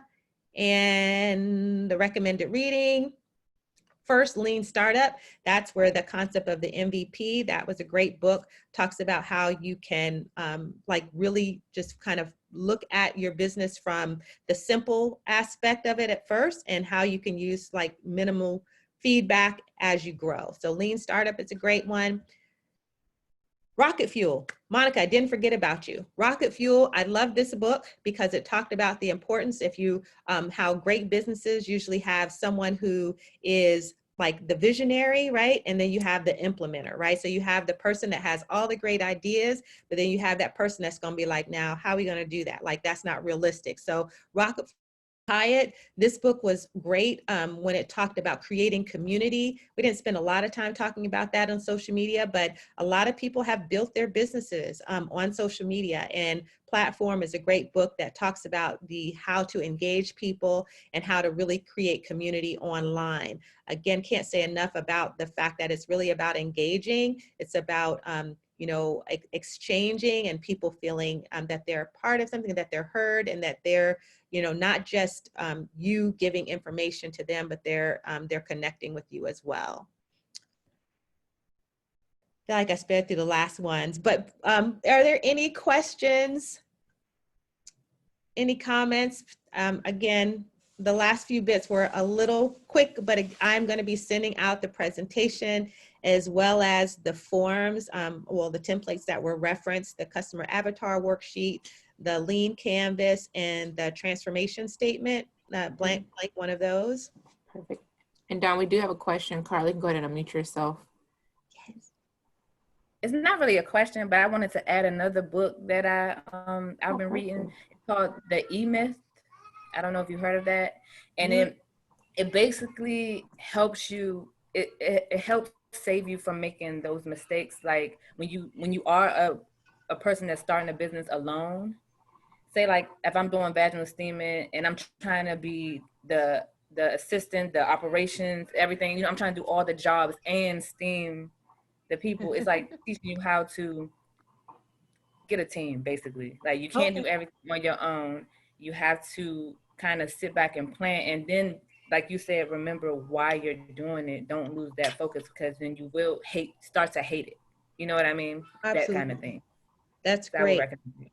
Thank you for sharing that. And please, can you put it in the chat so we can get the title of it? And then also, I Sure. can't say enough about other entrepreneurs, right? Those are usually a huge resource. Like I love supporting other women business owners. And so, don't forget about us out here that a lot of times have the services that you're looking for. So that's usually a great source of support as well for your business. I have a question in regards to the pricing. So say if a person wanted to run like a nonprofit, so they're not looking for their ideal customer to pay anything, but they would have to get like grants or something. How should they go about that when they're planning? Yeah. That's a great question, Carla. So I have done some consulting work with the nonprofit, and typically, it's going to involve that stage we talked about researching. I know grants.gov is a good source if you're looking as a nonprofit to identify grants. So yeah, your pricing is going to be it's probably going to be, I wouldn't even necessarily call it pricing at that point. You're really going to be looking for opportunities that would fund what you want to do. And so a lot of times those are going to be kind of predefined based on particular grants. But the great thing is that depending on how you approach it, you could get, multiple grants. So I would highly recommend grants.gov as a source of, what grants are out there. And then also, like we talked about earlier, who's already a nonprofit that's providing the service that you're interested in, and maybe even setting up one of those informational, discovery calls with them to see how they've gotten their nonprofit funded. Is that Thank you. helpful? Hey, can Yeah, I jump thank in you. real quick? Thank Please. you. Let me jump in real quick because we have to, it's 12:30.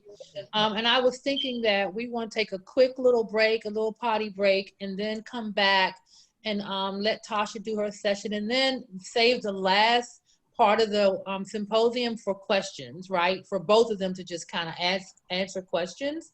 So we can get all the information out there. You guys will have a chance to think through all that Dawn has shared with us, which was a lot of great stuff. And then we'll have just a Q&A session from both of them so that we can get all the information out there. First of all, let's just thank Dawn for her wonderful, that was just fantastic, phenomenal, so much practical application stuff that you can just apply right away, so much wisdom. And so we appreciate that. It is 12:35. At 12:40 sharp, we're going to come back and Dawn plan it. Now we're going to get watered, and then we'll have time for questions. So you can, have some time to think about, process a little bit and think about what you want to ask next. So we are going to, so Brittany, how's this going to work? You're going to leave everybody from this session, and then when they come back, they'll go into the other breakout? So this session will automatically end, ladies, and counting down in 45 seconds, but you can go ahead and leave the breakout room now if you like, and go back to the main room. And then once we come back after the break, we'll be joining Natasha's group. Okay, great. All right. And if you are someone who has had aspirations, dreams of owning and operating your own business, as Deborah said earlier, it'd be easy to count yourself out this year, right? Put it on the back burner and say, not this year, too much has happened. It's not the right time for me.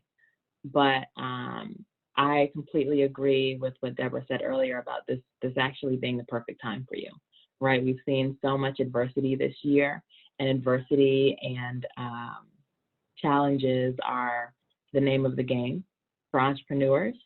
And so this is your time. This is certainly our time. So thank you all so much for being here and for sticking with us for my portion of the symposium. I'm going to be talking about playing big. So Don took us through how to plant your seeds, right? How to pick out your seeds first, and how to start tilling the soil and to lay the perfect ground for your seeds to start growing.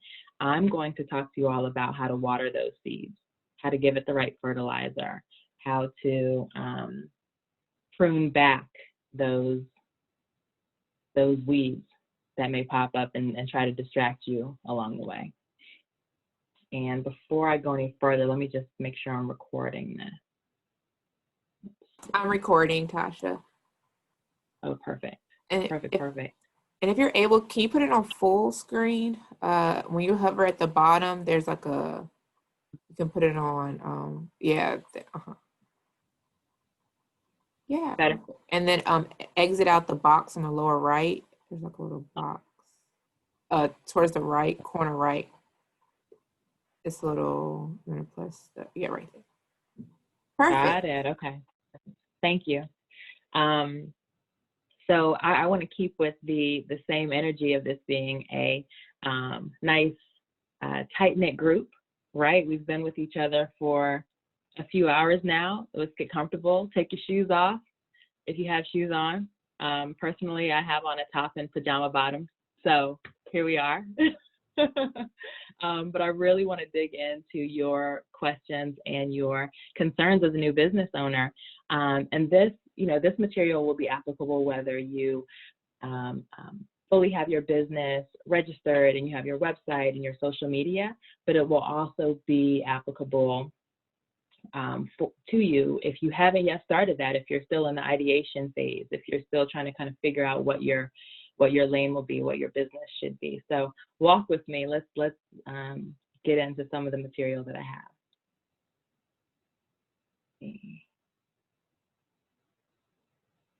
Okay, so I just went through my welcome. So again, welcome budding business owners to stay on theme. As I go through the presentation, some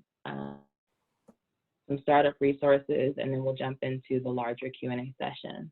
Sound good? All right, so introduction. So I included this quote from Nelson Mandela that many of you have probably heard before or seen somewhere, right? So your playing small does not serve the world. I know as women, and certainly as Black women, we may have been told or expected to shrink or to lower our voices or to stay in a lane that was carved out for us, right? But I am here to tell you, get rid of all that. Remove it. Remove it. Your bigness, the amount of space that you take up in this world, it's up to you, right? And so as a business owner, and certainly a new business owner, there will be some stumbling blocks that you cross. There will be times where you are not sure whether you made the right decision of starting your business, right? It's going to be hard, but I would encourage you to push forward to make playing big one of your goals so that you can serve and really live in your purpose as a business owner and support the people who need you. We need your ideas in this world, and owning your own business is just one more avenue to how you'll get your ideas, your thoughts, your values out into the world. So just a really quick introduction. I know that Deborah shared some of my background earlier on. Again, my name is Natasha Scott. I am someone who always has a 9 to 5, but also stays with a 5 to 9, right? Like I am someone who thrives off of being busy. I am a wife and a mother mother of a new toddler who's about 18 months, so that's also a full-time job. But that my son, Everett, is who really inspired me to level up and really apply the plans that I had for myself. I created 2 businesses when I was 6 months pregnant, right? Like I literally had this energy, this motivation that I had never felt before to set things up that I could be proud of, but that would also make my family proud. So I started 2 businesses when I was pregnant and super tired and super, overwhelmed with planning for a baby. But I mentioned that to say that there's a time and place for everything. So if you are passionate about what you're doing, you'll fit it in, you'll make it work. I'm the owner and a self-proclaimed business confidence coach of Caliber Consulting, LLC, right? So my tagline is arming startups with business confidence. And that's literally what drives me. I'm super, super passionate about seeing particularly women-owned, Black-owned businesses start and grow so that we have a space at the table, right? And so I find that no matter what I'm working in, no matter what my full-time work might be, somehow that interest that I have in helping businesses finds its way to me. It's like I'm a magnet. I say that because I also work full-time as my 9 to 5 as the general manager of several shopping malls in the DMV area. So I manage and oversee Bowie Town Center, Bowie Strip, and Fairfax Court shopping malls right in the area, where I am a resource for small businesses. Like I literally get to put into play my passion for helping and seeing small businesses thrive by giving them retail space, by hosting events that feature their products and services, by being an educational resource for young business owners who maybe they never dreamed they could have a brick and mortar space for people to come into and purchase their products off the shelves, right? So my 9 to 5 fully allows me to work in my purpose and in my passion. I'm also the owner and founder of Primrose Property Management. I have a background of working in high-end property management through residential mixed use. I've worked in the apartment industry for maybe 10 years or so. And so I wanted to branch out and start my own company that focused on high-end concierge services to support, excuse the phone in the background, to support what was happening with Airbnb and short-term rentals, vacation rentals. And then lastly, I was recently added to a nonprofit organization called Young Mothers Incorporated as their executive director. So one of my passions is also helping women thrive. And this opportunity presented itself because I wanted to expand my reach and get more into serving. And working with young mothers gives me the platform to reach young women who, who are also mothers, but have aspirations outside of their homes, outside of their families that will be fulfilling and allow them to work in their purpose. So that's just a little bit more about me. Let's jump into playing big. So as I said, I consider myself a business confidence coach. So if you ever work with me one-on-one, we will talk about confidence a lot, right? Because I think that is really the one of the most important things that you can have as a new business owner. And it's hard to have confidence because there are so many questions about whether you'll be successful. How do you do this? How do you do that? I mean, very simple things that will have you questioning yourself. But starting with confidence is an integral part of playing big. Let me actually back up a little bit and talk more about the concept of playing big, right? So to me, playing big means being your best salesman, right? Understanding your business so well that you can pitch it to anyone. You can sell water to a whale for anyone who's looking for the services or products that you offer, right? Really understanding and being confident about your place in the market. Playing big also means to me, you might be the only person who's running your business, right? Maybe you haven't scaled so far as being able to hire someone else. Maybe you haven't brought in enough revenue where you can even bring in an intern, or maybe you're not ready to hire a virtual assistant yet. But playing big to me also means that behind the scenes, you're one person, but to your customers, you could be 10, 100 people because of the way that you set yourself up for success, right? And we'll talk a little bit more about that.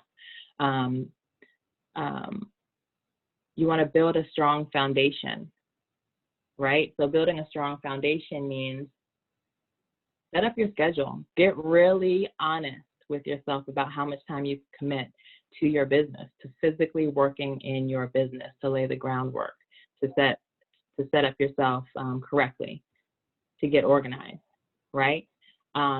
Block your calendar. If you use an Outlook calendar, or if you use a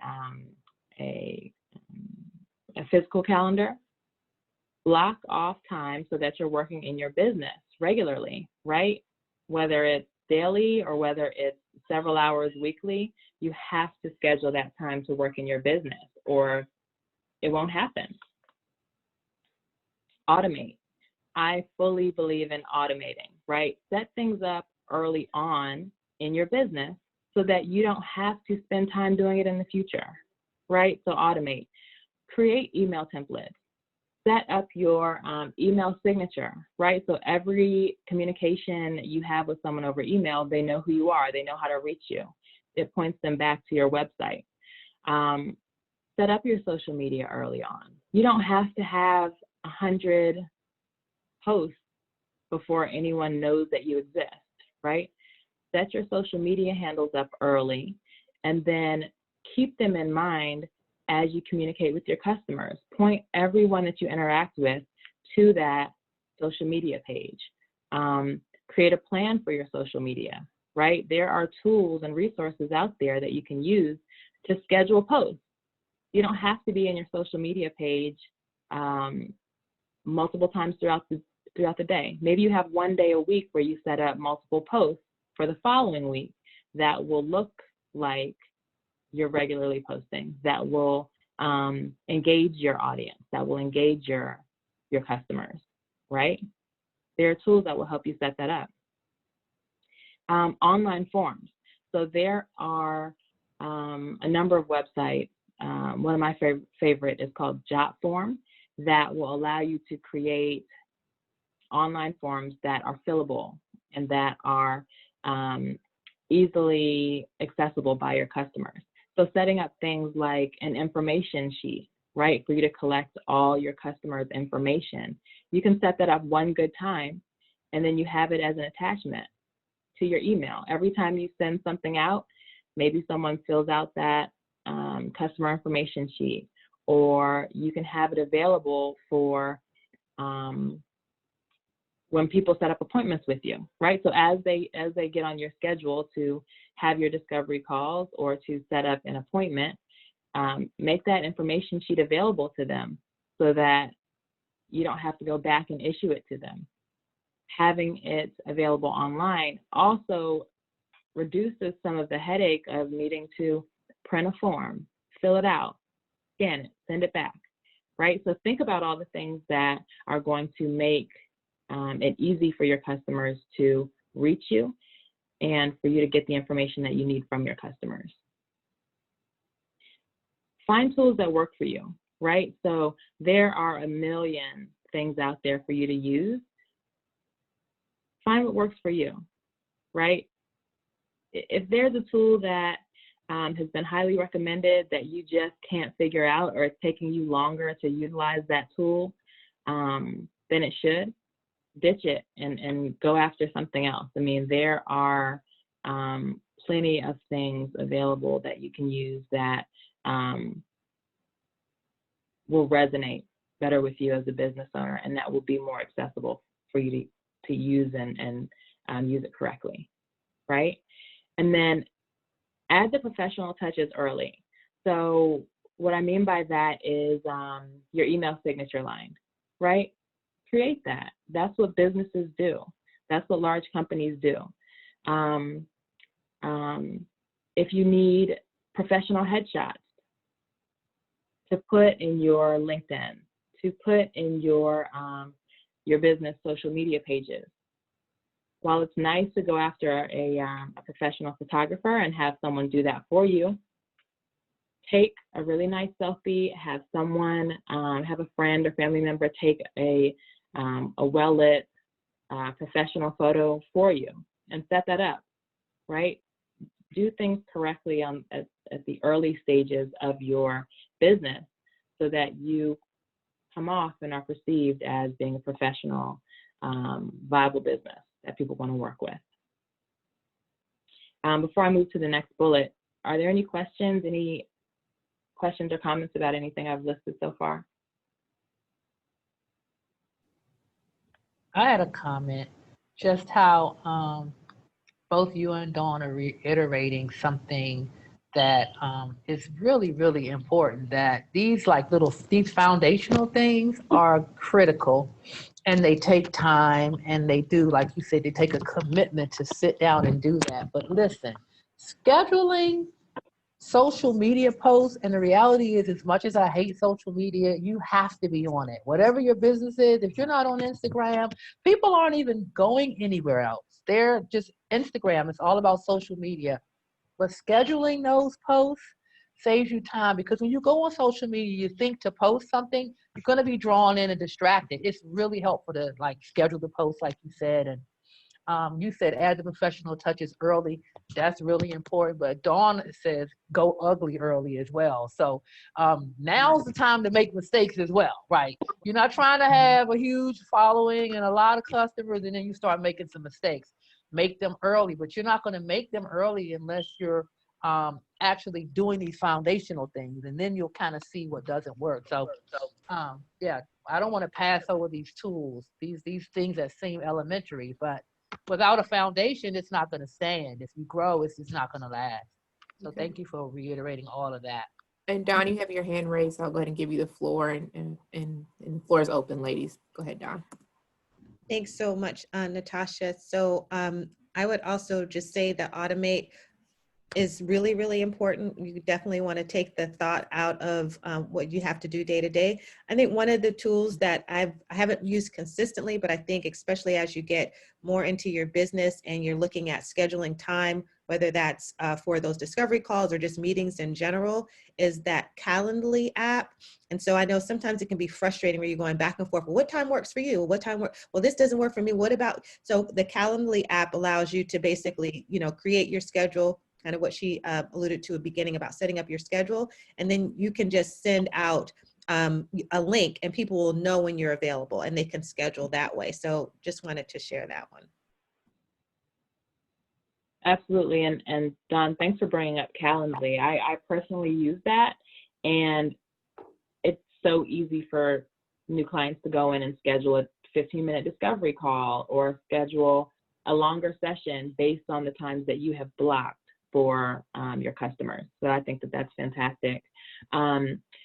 One thing I forgot to mention in discussing automating early is set up email responses, right? So when someone reaches out to you for the first time, maybe you set up an automatic response, something simple. Thank you so much for reaching out to Caliber Consulting.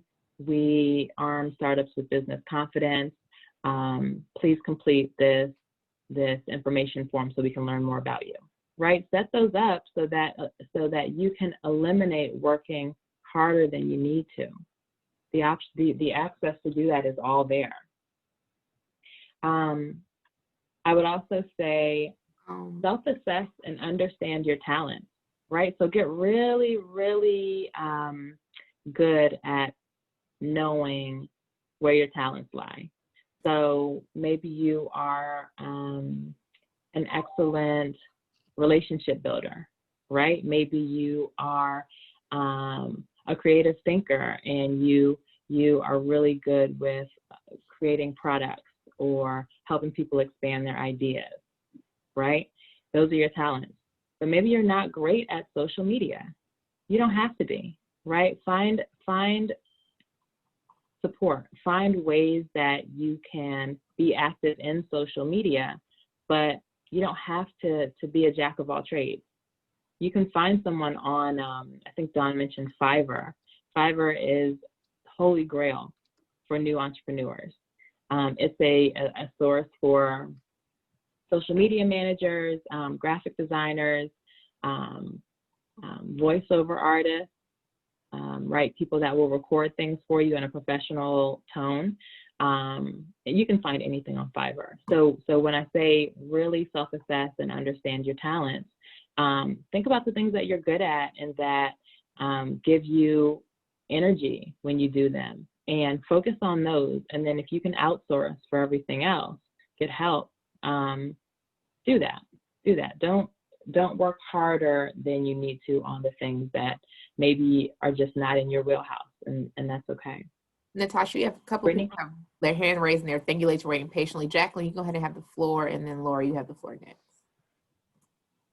Thank you. I think you just touched on it, but I was going to say, like, if you don't have the talent or the time, I'm speaking personally, like with social media, I've not yet done this, but I know nonprofits to do this, to get someone, who does, like, a nonprofit that I've worked with in the past, they would get students, high school students even, to post on their Facebook pages, to do their IG, to, and things like that. And that was just one of the things that sorry, my grandson is here talking. And, and so, yeah, so that was something that I've learned, even though I have not utilized that tool yet. But if I can find, I like to say, look, my name is Jacqueline, so I like to say I'm a jack of all trades. And, a master at a few, but there's some things I know that I just cannot do. But yeah, outsourcing is, key. You can find someone who can do it.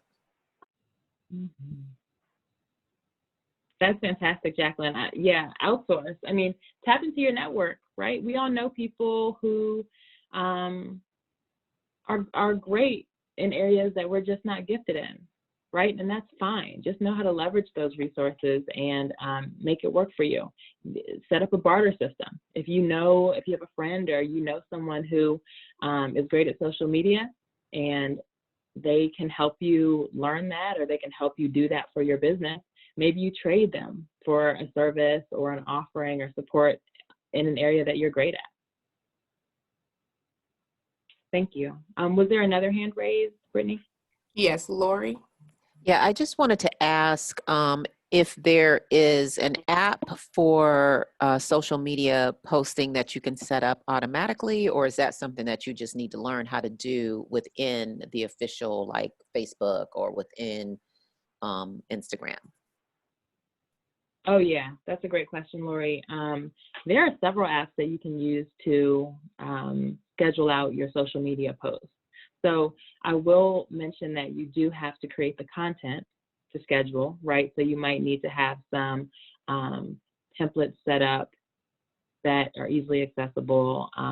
Maybe have some photos or graphics ready, but you can put those templates or put that content into the schedulers and use it to set up your posts.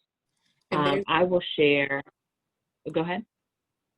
No, Natasha, go ahead. I'm sorry. I know you're about to share something. I was going to just remind her there's some also dropping in chat. Some of the participants are sounding off some. So it's really, really great ladies who are feeding and sewing into each other. But go ahead, Natasha. Oh, no, that's perfect. I was actually going to ask the group, what sort of apps or tools have you found that are helpful in that area? And then I'm happy to also share some in the end. I see Joya posted that TweetDeck allows you to schedule multiple posts. Yeah, I've heard that that's a good one. And even if you do go into Facebook, and I don't know about Instagram because I'm not that savvy. I have someone doing that for me, right? Because I understand that I'm not tech savvy, and I don't really enjoy it. And it saves me more time to spend time writing a proposal for an interior decorating job than it's going to take for me to try to schedule posts. So it's worth it. But you can go right into Facebook and schedule them out. It doesn't take long, and it works like clockwork. And then the other thing you said that I love, Tasha, was the barter system. So like even, my website photo, Maura, who's on the call, she took those photos, and I owe her an interior decorating job. Where you at, Maura? So you know what I mean. So she's trying to break into the photography business and some other things. And so, I mean, that works great. That works great. And interns, students, you don't have to pay them, although you don't want slaves. So it's always good to give them a little something. But interns, they work hard, they're eager, and they're very, very helpful, particularly if they're in school. So I would say try to get some interns. They just love the word intern. And just because it's just me and my niece, that doesn't mean that we can't have an intern. Like, we don't have to have a big staff to have an intern. So I would say use those students because they work hard and they know stuff, they're fresh. They know stuff. Absolutely. I think that goes back to keeping a diverse circle around you, right? Remember that having diverse perspectives is only going to pay into your business and having a wider reach, right? So work with those young people, work with people who are different from you, who may challenge some of your ideas about your business and who you thought your customers were. Bring people into the fold that you can trust to advocate and work hard for your business, but that also will help you play bigger, right? Because you have more of an understanding of different perspectives.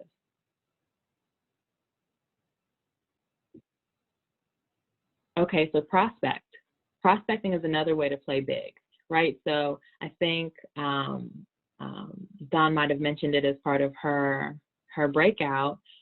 When you start a business, you want to jump right into what's sexy, right? You want to get those clients and start making your first dollars, right? That's the glamorous side of being a business owner.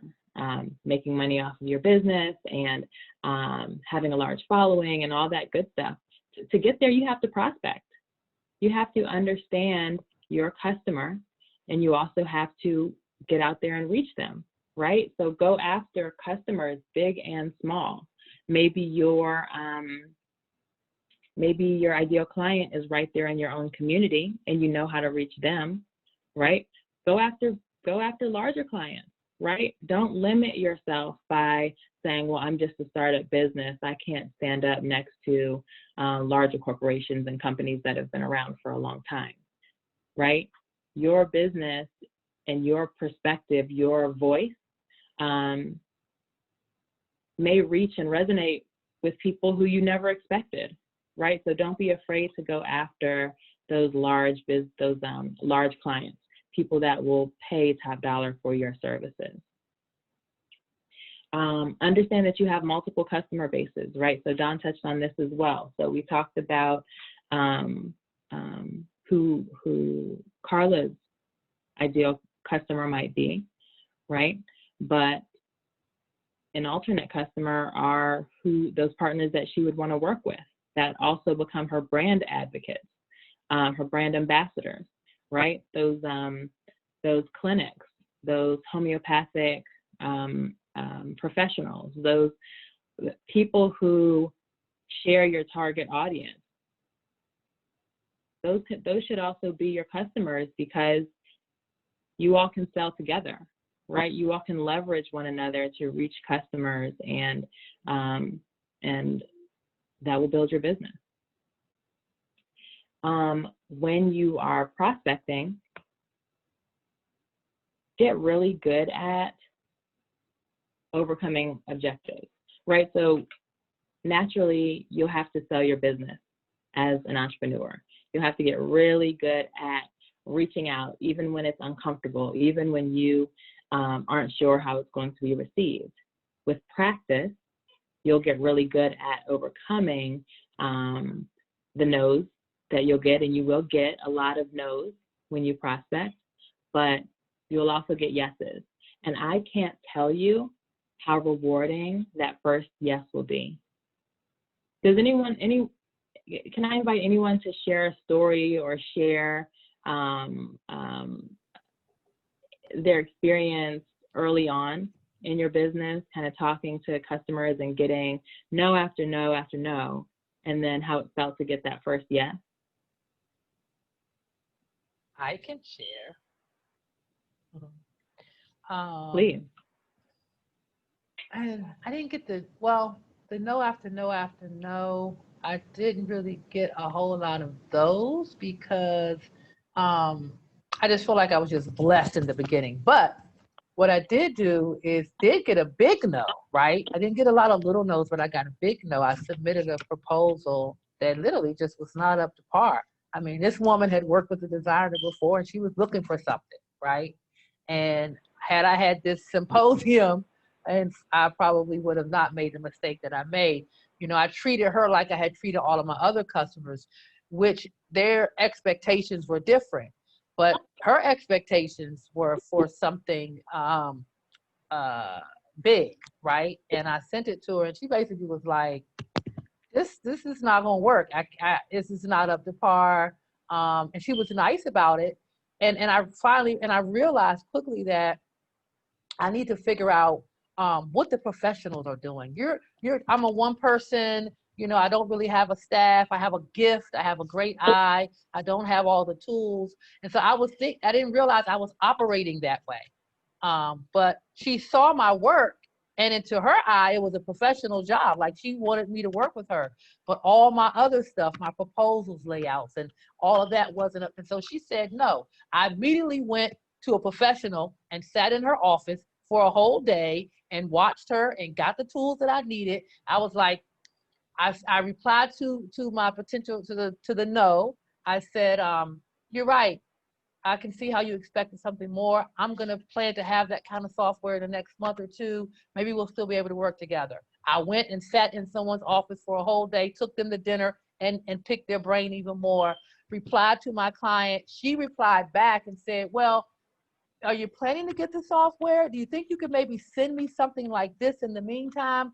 Long story short, when we get off this phone call, we're going to be talking about her proposal. And so I went back to her, and the door was still open. So I think I actually did convert that no to not right now, but actually we could do it right now. But I had to go and think like a professional, even though I may not have what I think is professional status right now.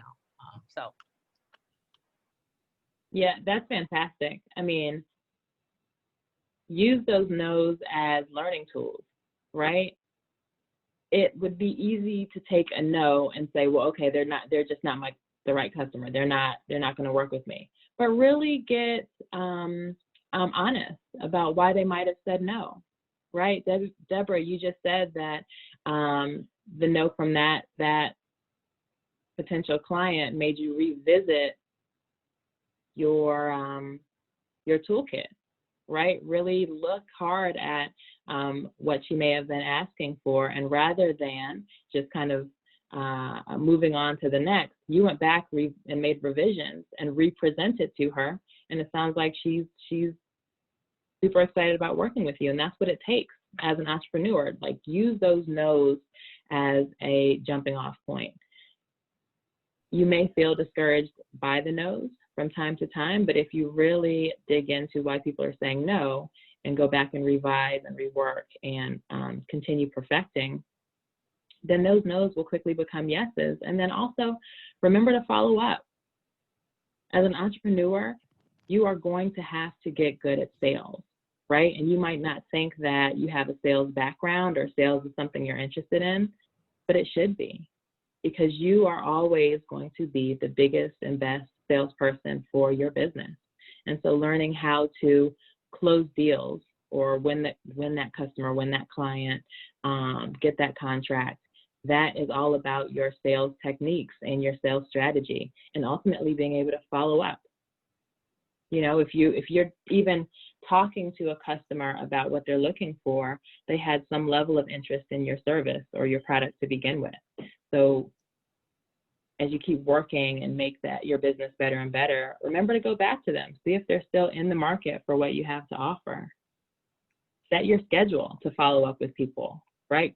Keep a list of the discovery calls that you have that maybe they don't lead to work right now, but keep a list and go back to those people, revisit. Don't be shy about circling back with them to say, hey, I'm still here. Could you use my help? And it's very possible, and this has happened to me, you know, maybe that person went with someone else and they had time to work with that person and it didn't work out. By the time you circle back with them and say, hey, I'm still here, I'd love to work with you, they might be ready to work with you at that point, right? They might want something else. So prospecting, just remember that is an important part of your work as an entrepreneur, and that you'll need to have the confidence to go after all sorts of different customers for your business. Hey, Tasha. My next, Can I just say one quick thing? Because you just struck a nerve when you were talking earlier about understanding your talents and knowing what they are and getting familiar with them, right? The one thing that I did say to this note was that I'm a talented designer. I mean, you can see that from my work, but I didn't have the software to present what you wanted. You got to be willing to say that and know that, and it's not even arrogant, and be able to have that confidence. It may not sound like a big thing, and you may not realize that that's an issue, but you have to be willing to do that and have the confidence, but be able to back it up too, or just be honest, like you said, about where you're lacking. People respect that and they appreciate that. Absolutely, and I think the more transparent you can be about that, about what you're gifted in and what you maybe less gifted in, people understand that. Like it resonates, right? You can't be a rock star at every single thing, but everyone has talents, and if you're working in your passion and you're able to apply your talent, then there's plenty of opportunity. I think it's just a matter of really understanding what those talents are and where there's opportunity to pull others in for support. So my next tip about playing big is to leverage your connections, right? Tap into your network. All of us have family and friends who, you know, if they're not business owners themselves, maybe they know business owners. Maybe they have access to people that you wouldn't otherwise. You have to tell people what you're working on and allow them to support you. If you're not talking about your business to your connections, then how will they know what you're working on? How will they know who to plug you into, who to connect you with, so that you all can support one another, right? So tap into your network. Consider joining entrepreneur groups, right? There's all kinds of Facebook groups, virtual conferences like this one. Don't be shy about introducing yourself and telling people what you're working on, right? Entrepreneurs are an interesting bunch, right? We want to serve in some way, and part of that is supporting those around us. So I think that being a part of business groups and entrepreneur groups really gives you the network of support that you need to grow in your business. Maximize social media, right? So this Instagram keeps coming up over and over again. I'm not great at Instagram. If you look at my pages, you'll see like it is not the well laid out. My pages aren't the well laid out, like gorgeous content, you know, the best visuals. But I'm on there, right? And I'm on there because I want to share what I'm working on, and I want to engage my followers. But I'm primarily on Instagram to get in the DMs. I can't tell you how important getting in those direct messages are. You would be surprised who you reach out to in direct messages on Instagram and who respond to you, right? I'm talking small and large businesses, people with 100 followers, people with hundreds of thousands of followers. People are engaged in their social media accounts, and you just have to be brave enough to send that message. Hey, I'm starting my business, and I would love to get your feedback. Hey, you can prospect in direct messages. Hey, I offer this product or service, and I would love to talk with you more about it, right? Would you be interested in setting up a call? People are checking their direct messages more than they're checking their email these days, because they can easily look at that direct message and then click on your social media, which provides them your website, which shows them all of your content. With, you know, it's just a quick way to learn who you are and what you're selling. So get in the direct messages. I can't tell you how many clients I've won just by being in those direct messages. My consulting business, Caliber Consulting, is primarily where I see the most turnaround from direct messages, right? I can scan, I can look for entrepreneurs, I can search hashtags, right? I can click on entrepreneur hashtags like, I don't know, hashtag entrepreneur, or hashtag startup VC, hashtag vendors. I know how to find people on social media. They're accessible, they're right there. And then I can reach out to those people. Does anyone have any questions or comments about direct messaging?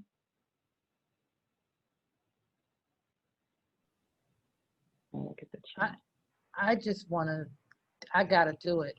Like, it takes, again, a little bit of confidence to just jump into someone's DM, but I can just, that's just something I'm going to start working those direct messages, because like you said, that's where people, you can just jump in, you can, yeah, I mean, I just feel like that's something I need to start doing more of, because it's a way to, you can you can narrow down the scope of the people that you're trying to reach, and then you can just go right to them. It just feels so direct. That's why they call it direct messaging, and and just such a great tool. So I want to start doing that a lot more.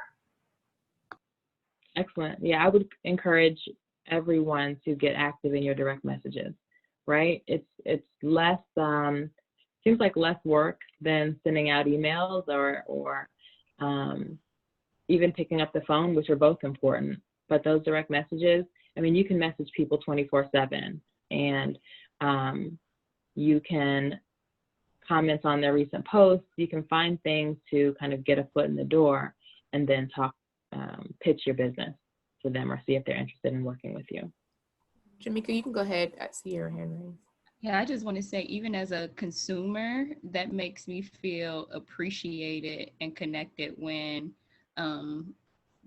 person that I support actually reaches out to me or have some type of connection with me through that platform. Like, it makes me think that they actually care about my support, so I think it's brilliant.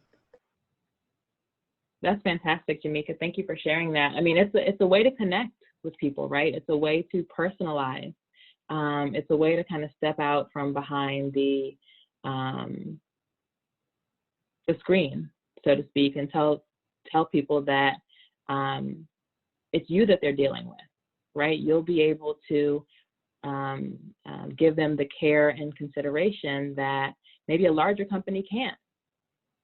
So direct messages are definitely a way that you can reach your audience and reach your customer base. Let's see. So network where it makes sense, right? So I talked a little bit about different entrepreneur groups and joining Facebook groups, and there's so many ways that you can network, but really get specific about the networking that's going to make sense for you, right? So when you started your business and when you're working to grow that business, maybe it makes sense for you to, yes, be a part of new entrepreneur groups, but also consider joining other groups where there are more seasoned entrepreneurs that are talking about how they built their success, right? Join groups that are outside of your field, that are talking about challenges that they've seen in their industries and how they've overcome those challenges. I mean, there are things that are applicable to whatever you're doing, right? That you'll pull from being a member of different networks. You don't have, I mean, you can, but you don't have to go to every single networking event, right? It gets to be a lot. Think about what makes sense. Does it make sense for me to be at that table? Does it make sense for me to be in that room?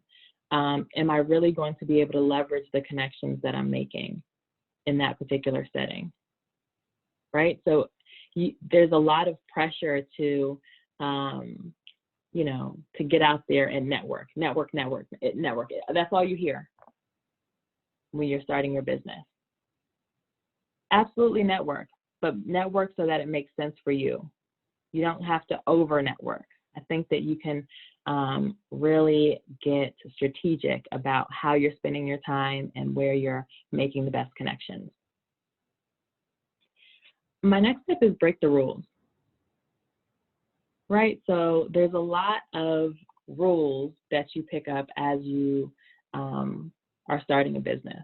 A lot of things that you're told, oh, well, you must have this set up. You must have everything in order and laid out perfectly before you can do the next and the next thing, right? Yes, there are some things that are absolutely required to start your business and to be a viable business, right? So you want to have things like your tax ID number. You want to have your business name, right? Maybe you want to have social media. But full transparency, my company, Caliber Consulting, I am a small business coach, and I coach new business owners about how to get sales, how to build products, how to expand their reach. When I launched that business in, 2018, I was talking to business owners about their website and about their social media and how to start their business the right way. I didn't have a website yet, right? Like I was moving so fast that I didn't even have a website myself, and I was coaching on how to start a website. So I just say that, I'm not saying it's perfect. I'm not saying that in hindsight I wouldn't go back and be completely set up myself, but you don't have to obey all the rules. You do what works for you, right? If you get momentum and you start seeing customers, you start selling your product, go with that. Go with that. Make the time to slow down and keep building your foundation, but you do not have to have everything lined up perfectly before you can get your first customer. So throw that rule out the door. Does anyone who has a business want to speak to that? Anyone else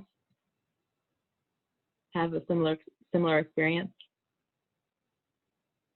On a smaller scale, told like a family member what I like wanted to do, and then they just like basically made themselves my guinea pig. So it's like I have nothing set up, but it's like they're like, yeah, just use me, and also telling like other family members like, yeah, she can do it for you, and I'm like, wait. Right. No, that's fantastic. That's right. Use your network. Use them as your brand ambassador, right? Let them get you more visibility. Let them support you, right? Let them brag about you. Maybe you're not completely set up. Maybe you don't have your website like I did. Maybe you don't have some other key components that you will have in place for your business ultimately. Maybe it's not ready yet, but don't let that slow you down. Don't let that stop you from getting clients, from selling to your customers. And then my next tip is do one thing that you're passionate about daily, right? So being an entrepreneur is hard work. There are going to be things that you have to do yourself because maybe you don't have the staff that you would ultimately delegate to do it for you, right? So you're going to have to do it. You're going to have to take the trash out. You're going to have to do the jobs that aren't sexy. Do the work early on. You do it all yourself, right? But find something that you can do every single day in your business that you're passionate about. That's what's going to keep you motivated, right? So for someone like me who thrives off of creative sessions with clients, right? So I just love brainstorming. I love talking about ideas. What did you think about this? And did you consider that? And have you worked on this, right? That's my passion. So when I have to go in and create forms, create surveys, right? Customer feedback surveys, things that I'm not thrilled about doing, I make sure that I set time aside to think creatively about something my clients are working on, right? That's what keeps me focused. That's what keeps me motivated. Doing something that I'm really passionate about and that's fun for me, I try to fit it in every single day.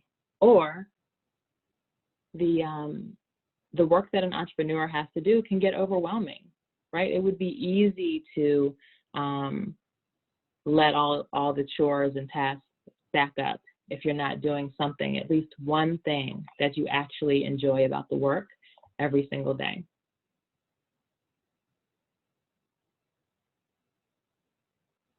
Okay, so to wrap up, playing big, I've got a few key takeaways, right? So start with confidence.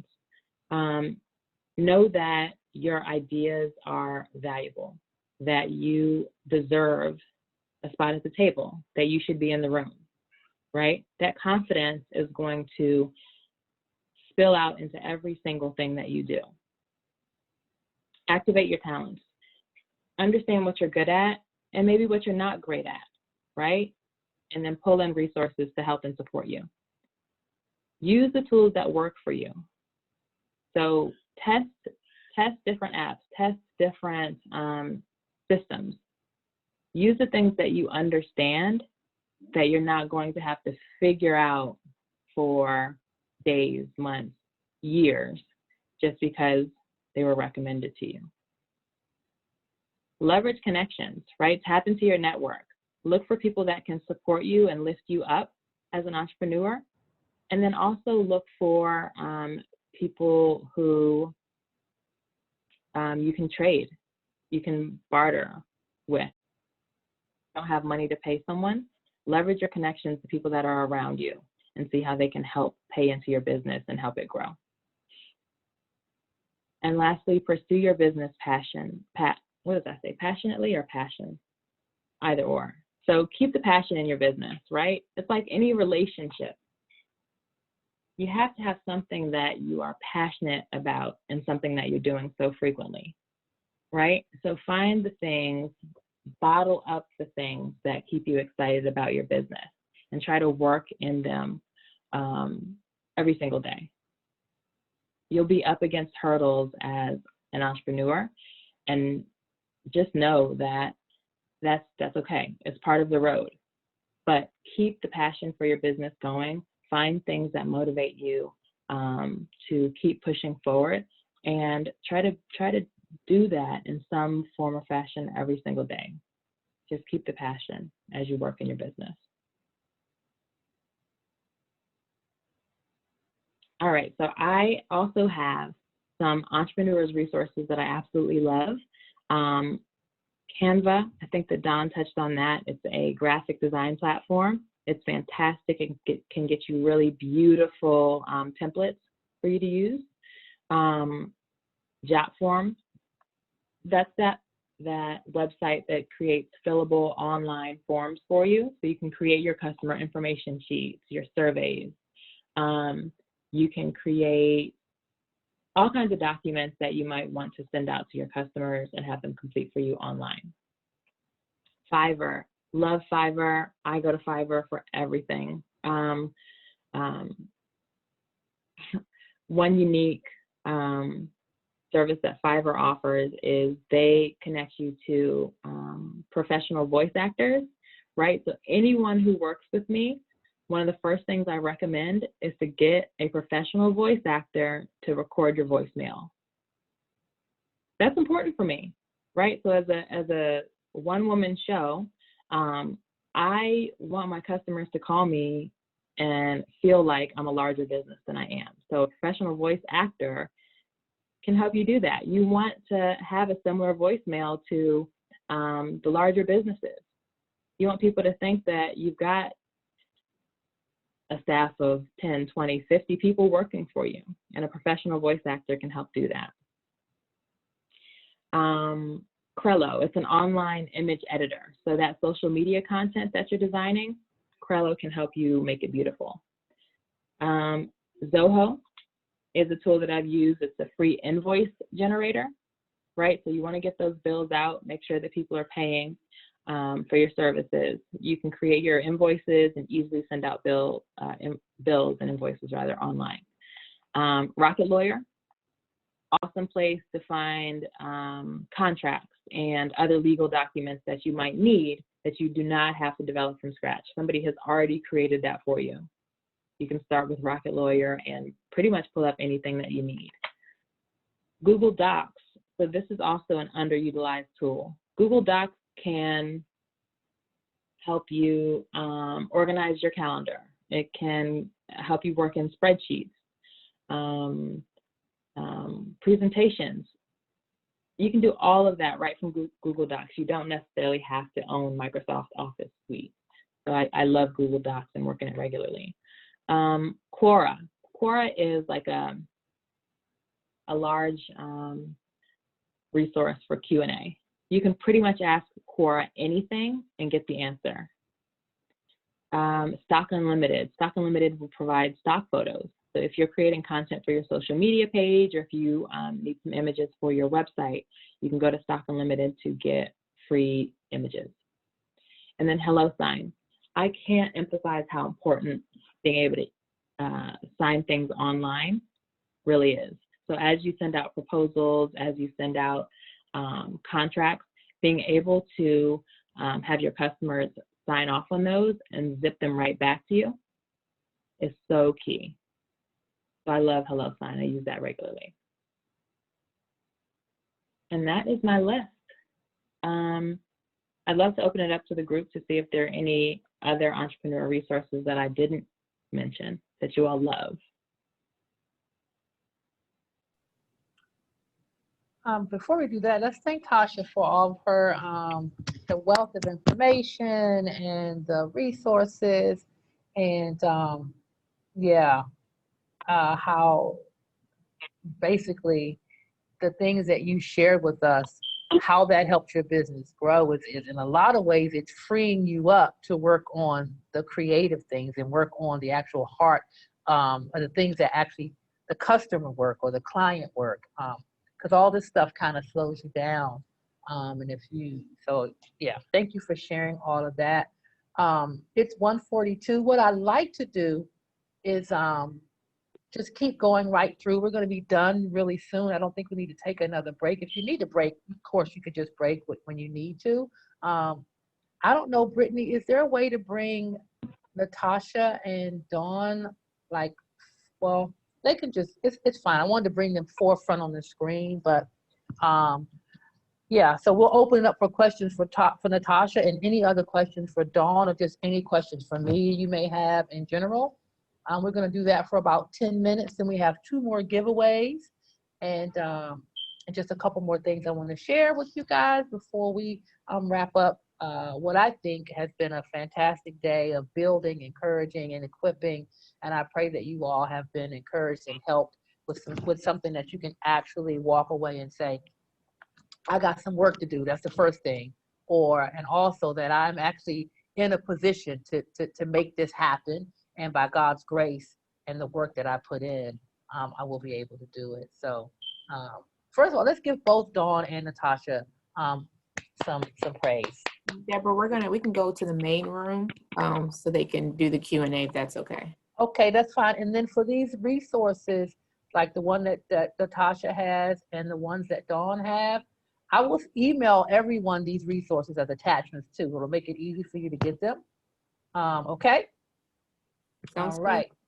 So let's meet back in the living room.